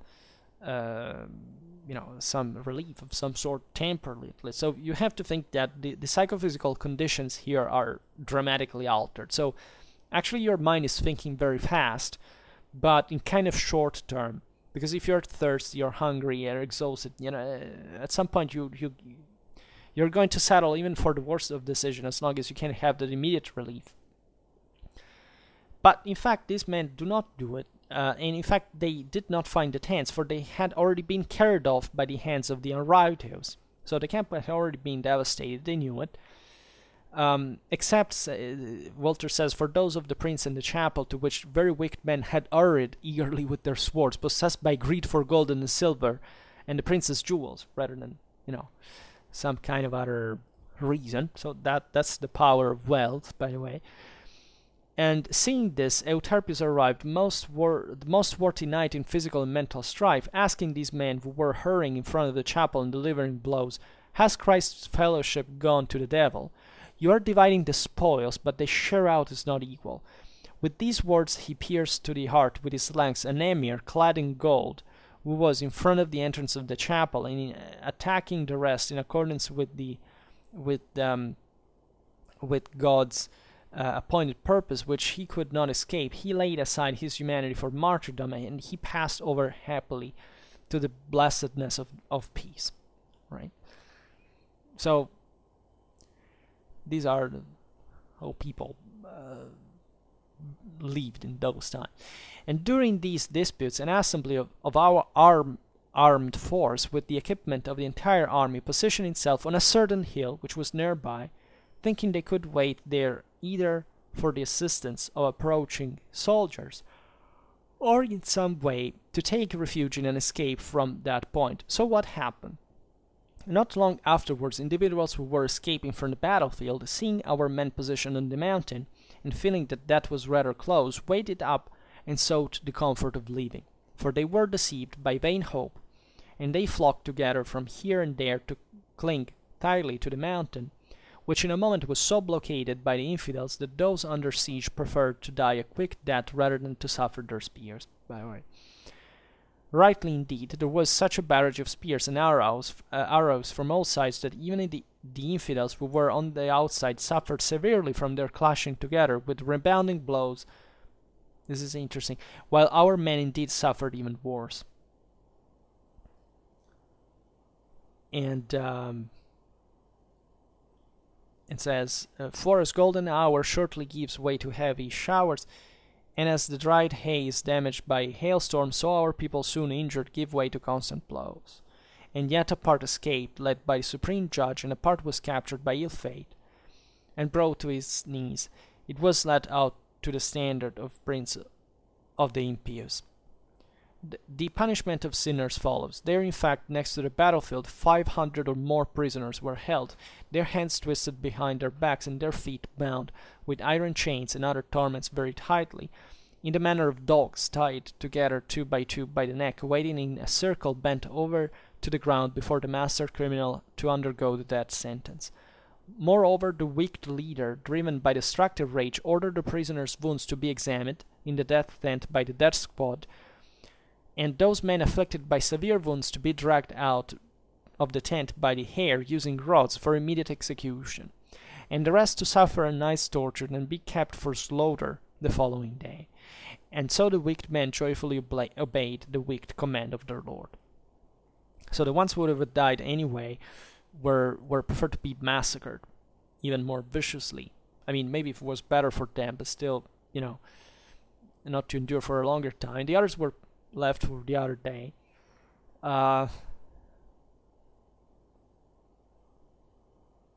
And here it says that there is old passage. It's just very gory indeed, and very long, by the way, about the tortures. Yeah,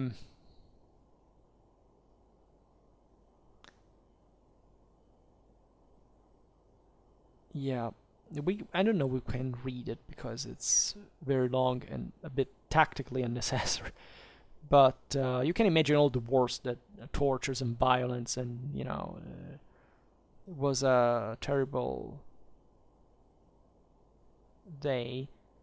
It says that it was very hot, by the way, as you can imagine in summer in Syria, and after a day of fight under the sun in the first place, so exhaustion. And here then rope. Well, anyhow, again, there was no. Some survived because they could pay.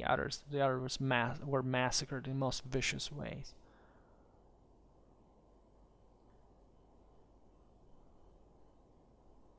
Yeah, and here it describes Il-Ghazi's cruelty and all these things. And anyhow, so I would read also the other accounts, but the video is very long. In any case, because this account was very long, and the other sources fundamentally states this.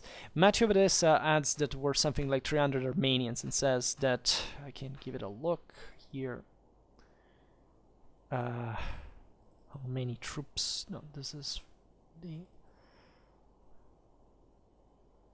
Okay, that there were here just for the numbers, because otherwise all the same things, right? About Roger's hastiness and the mistake and so on.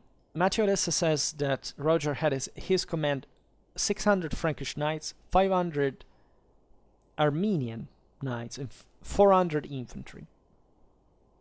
And it was followed by 10,000 men of other kind, like the other. There is the account is interesting. It's like account from al-Qalanisi that just talks about the massacre. I mean, all these other sources are very scanty. Even Fulker of Chartres doesn't actually say as much, except he says there were 7,000 Antiochians killed, and 20 Turks only were killed in the battle. Some other Muslim sources says that this was the greatest victory in all the history of Islam in its completion, for how complete it was. Of this army was annihilated. It says the enemy, the Christians, were 20,000, all perfectly armed and equipped and trained, right? Instead, they were probably, in fact, much less. They also, the number of the Christians from the other side said the Turks were so many. But we know modern estimates there again. Probably what we read here of 700 knights and 3,000 infantry from the Christian side as a fighting force, and 7,000 cavalry from the Turkic side as a fighting force is correct. And yeah, so this is pretty much it. There's just a very few prisoners managed to escape, and just a few noblemen who managed to save themselves. The others were butchered, tortured in the most horrifying ways. And that's pretty much it. So what can we conclude from this battle account, from Walter Cancel, from which the others basically all either depend, or at least they say they don't add fundamentally anything significant, nor in contrast with it. So this is interesting. So this battle probably happened along this pattern, this narrative. I don't think, like, the main problems we had, as we've seen, is where were the Turcopoles, whether they were just the fourth battle in the first line, how large the other lines were. Here I inserted, if you look at the Frankish rearguard, that would be probably the majority of people that eventually took refuge on that hill close to the mountains, and were taken down by the Turks that also kind of shot at each other in the process. And pretty much it. Reinald Maswar that kind of managed to make this flank attack and to kill people, but eventually retreated in Sarmada's tower and surrendered eventually. So I think we don't have other details about, for example, archers, things like these. We see from the Turkic side, of course, that they hit with every weapon: spears, swords, arrows, right? So that's kind of typical. The Turkic light cavalry also had swords, lances normally, albeit they relied mostly on their bows, and that's pretty much it. I don't think there is much else to add, because we don't know the distances between the battle lines. It's just, you would say, arguably a typical battle, and it seems to me that, of course, the important disparity number was a very meaningful one, especially when speaking of cavalry. We don't know how much heavy cavalry the Turks had, by the way, which is kind of normal in these battle accounts, unfortunately, but probably there were some consistent number to also contrast the enemy heavy cavalry, but most of that was done by exhausting them with a light one, this hit and run tactics during the day. And for the rest, everything looks kind of obvious, right? The enemy managed to break through on this left, that collapsed and disordered the Roberts one. The events, you see, in a moral sense, we don't have many hints to say whether the Christian army was particularly shattered before this battle. We've seen that there were some bad omen, that not everybody was convinced about the moves on the next day, and that the Turks surprised the Christians. So those are all factors that add to the show, of course, that the Turks were clever and capable to surprise the Christians. We don't know really about the supplying issues that the source says, whether it was some factor, but he doesn't actually talk about it. Right, during all the preparations for the battle, the councils, the meetings, nobody says, here we don't have food, or we don't have water. Yes, we had. It says at the beginning, when they established the camp, they had to make it come from other places, but it doesn't say at that point they were exhausted. I don't know, because they were thirsty or no. It seems the whole thing revolves on other details, and so the Turks probably also were cautious, as you understand. There was something about their behavior, even at al-Atharib, that made them aware of what the Christians were doing. They seemed confident. They were able to exploit those passes. Probably their position, the Christian position, was unfavorable in the sense that the Turks knew how to exploit it against them, and the Christians had underestimated the Turks. We don't know. It seems so.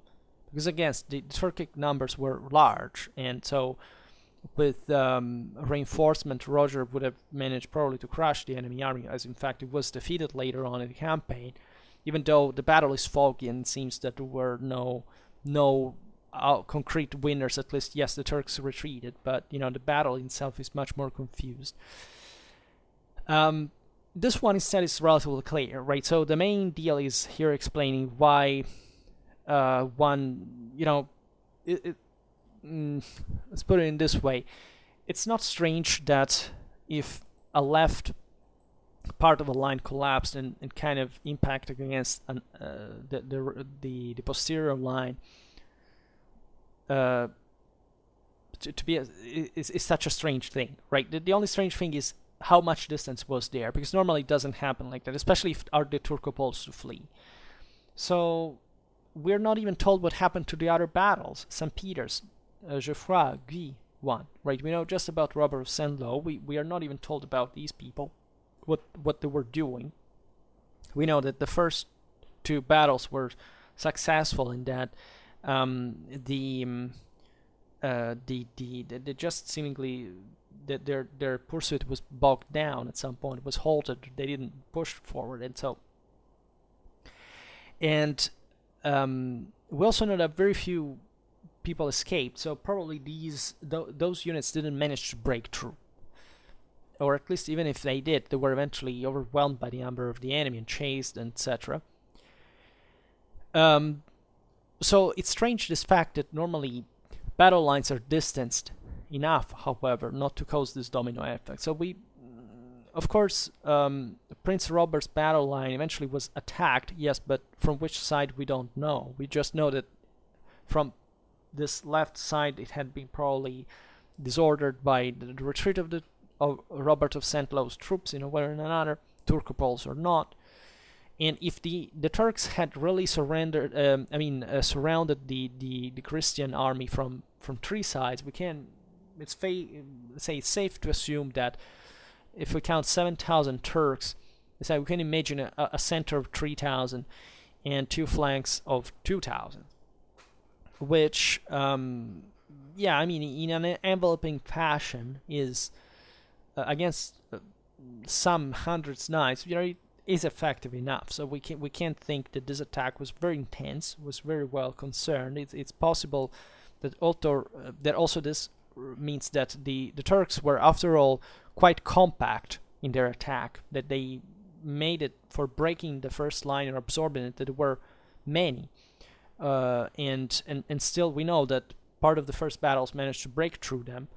And so, yes, there was some disorder, but even the success of Reynald Mazoir attack at the end of the battle, and this idea that even the Turks thought the Christians had won, speaks for the disorder in this sense, and maybe the fact that he managed to strike the Turks on the flank while they were compact enough for carrying that out, and still Reynald himself was hurt, and so this meant that there had been a fierce struggle even there. So because maybe the Turks were very concentrated and very, very, they could turn back and properly attack in melee in some fashion, even with part of their heavier troops. So these are all things that we can't just speculate on, but we don't know, right? Just the thing is that Robert died, also not by an arrow, so at distance. No, he was properly struck in the face with a sword. So this implies that there was very intense hand-to-hand fighting that had reached properly the second line, or at least the bottom of the first line, if you want to think that it was not an echelon but a V-shaped,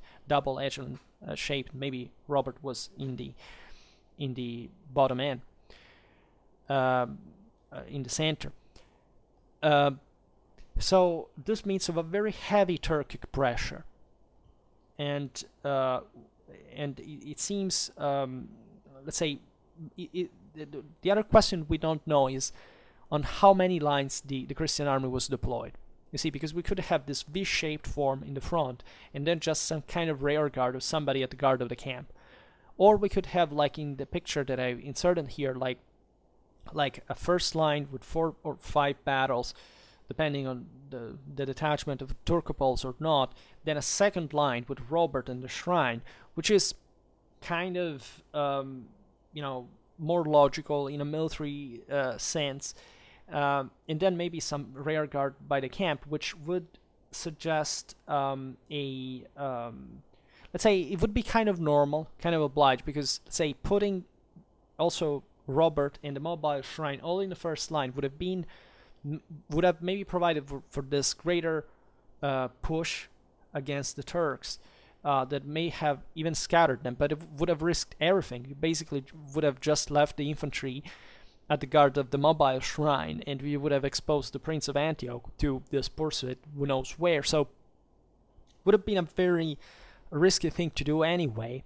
And so the idea is that this deployment in depth, as it seems to have occurred at least on 2 lines, still, however, is cautious, given the enemy numerical superiority, and so the attitude of the Christians. They should have at that point tried to invest everything on the quality of their heavy cavalry and using it immediately to try to scatter this greater masses as long as it was concentrated, and instead quite couldn't, for also for reasonable precautions of just for what the balance was tactically speaking at that point, because even in there again it would have been maybe more effective but still more risky to do. And maybe they didn't have the necessary preparation for that, because as we've seen, the messengers arrived.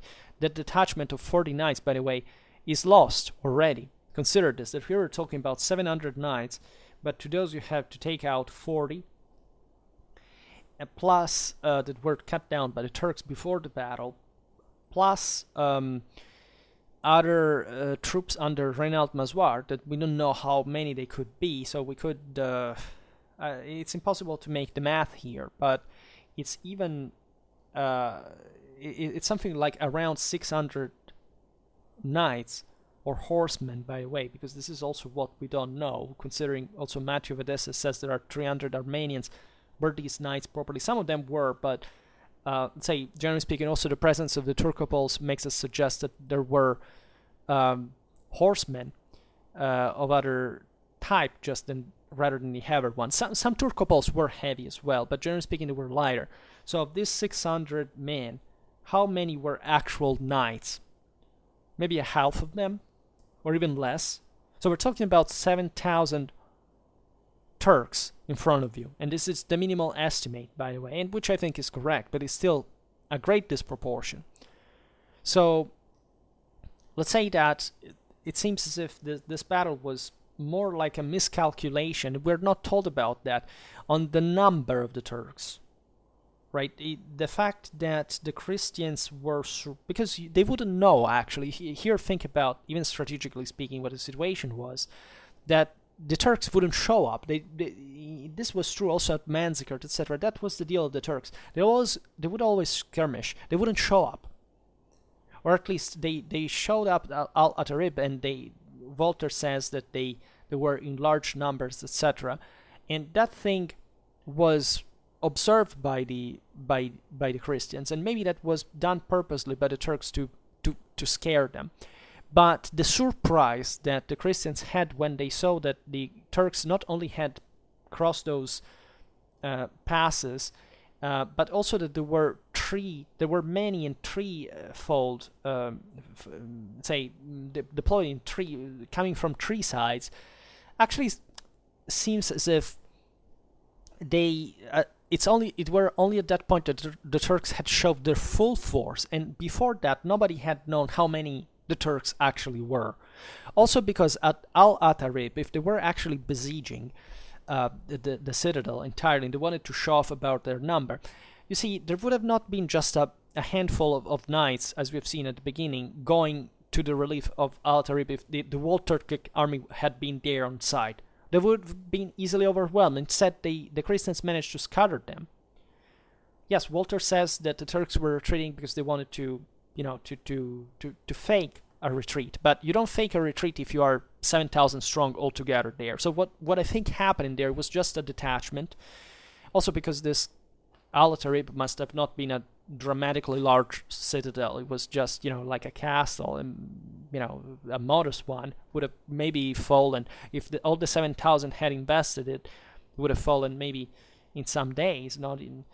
We don't know about this either, but my idea is that the Turks showed their full force only on the day, and that they had objectively actually carried out a diversionary attack, showing it at al-Atharib and acting kind of uncautiously, by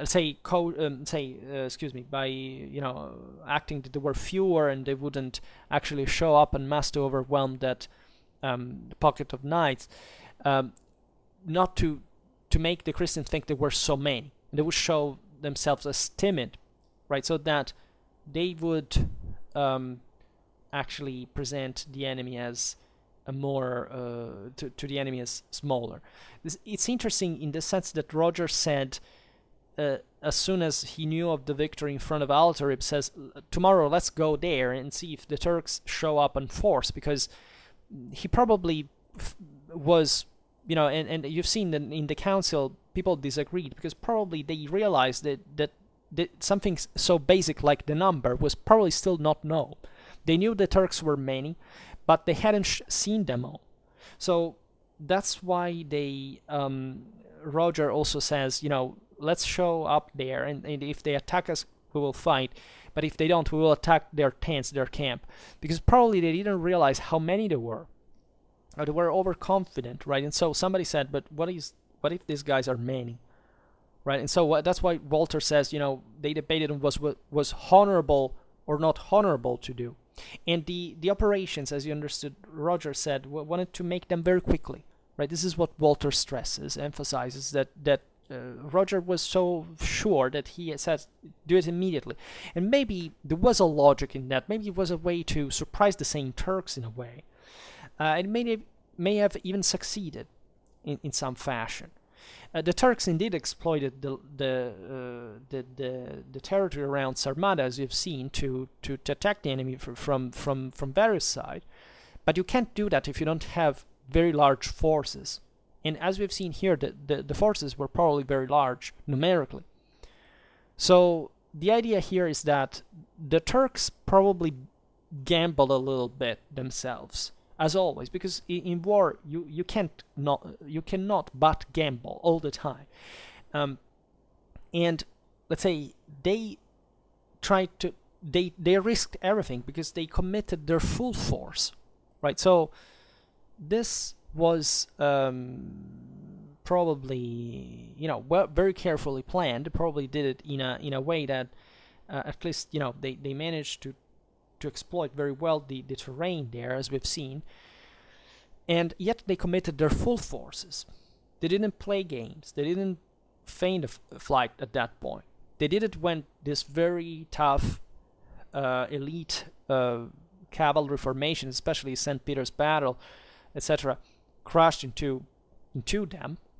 So those sections, as we've seen, were scattered, and they, of the Turkic army were scattered, and the Christian tactics were successful, and they proved how effective still the Christian army could be even against such large numbers. But at the same time, they insisted on the attack on various sides, so much that they managed to make the enemy collapse on their left flank in the first line, and then attack right at Prince Robert's line with unit battle, let's say, that was still the best one probably the Christians had. And so this means, by the way, that they had come in compressed forces. So if they hadn't been overwhelmingly numerous, well, this thing probably would have not succeeded. And also St. Peter's Battle and Geoffroy de Monts and the St. Guy-Fresnel would have not managed to smash into those numbers. It says, if I'm not wrong, Geoffroy de Monts not only crushed one Turkic horde, but also the surrounding units. So it means that they were quite compact, in my opinion. And I don't know about those studies that says that the Turks were actually really besieging al-Atharib. That depends also on the size of the citadel, on the fortress that, in my opinion, was small.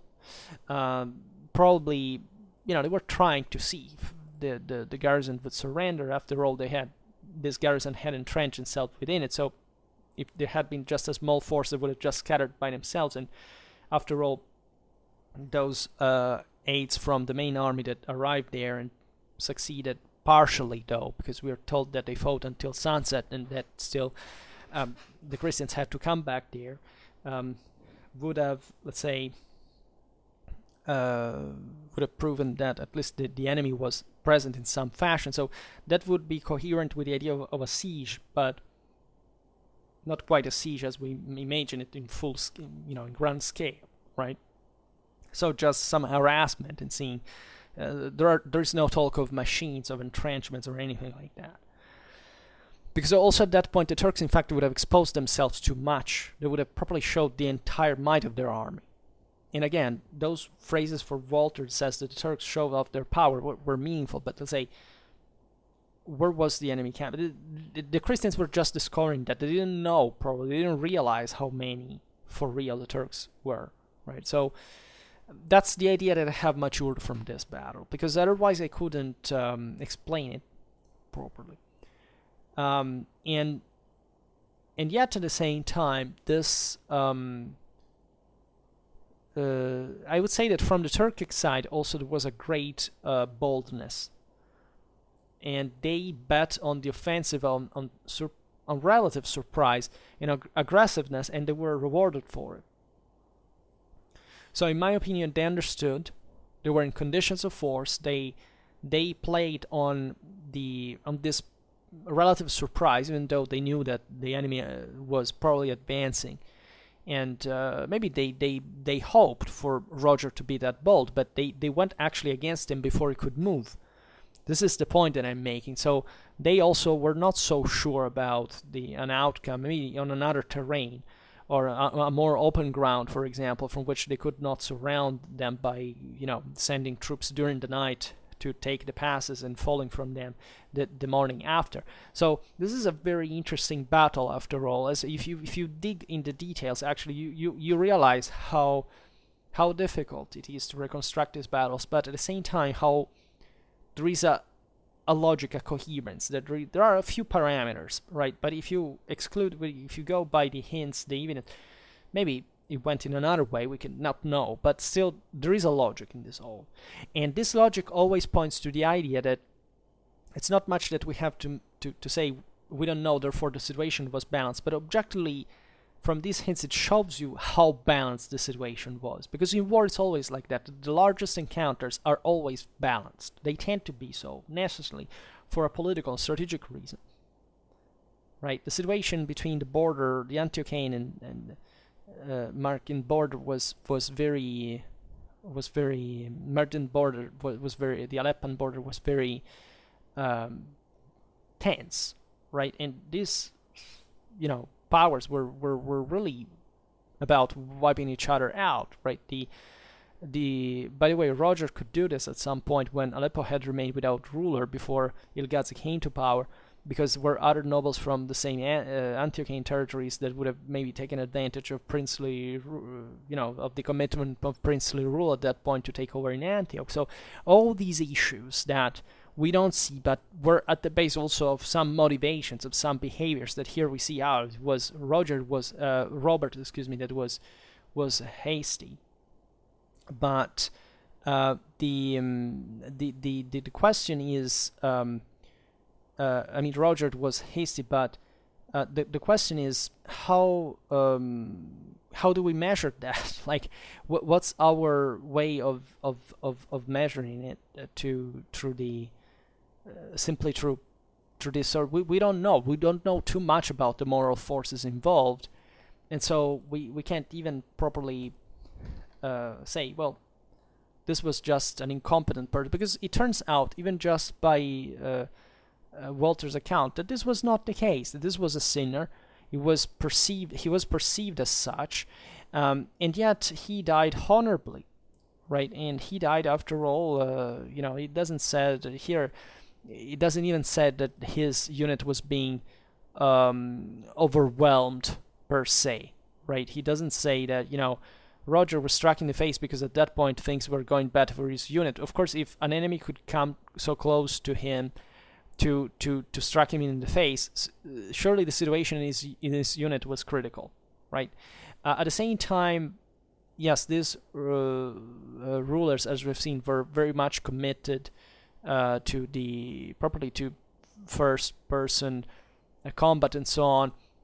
They cared very much about their own involvement, etc. So maybe, yes, he did something too bold than the usual, but in a situation where you are in a second line, and you're the commander of the whole army, and you get to be struck in the face by a sword, where after the source said that basically your first line had partly collapsed and had crashed into yours, it seems that things are not going exactly well even in there. So it's fair to assume that there is something going on there that was suggesting again a Turkic superiority that was hitting hard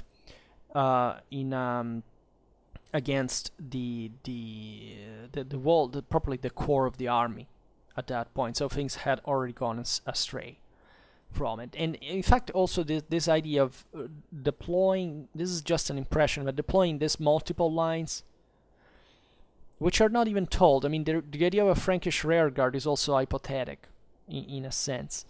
In fact,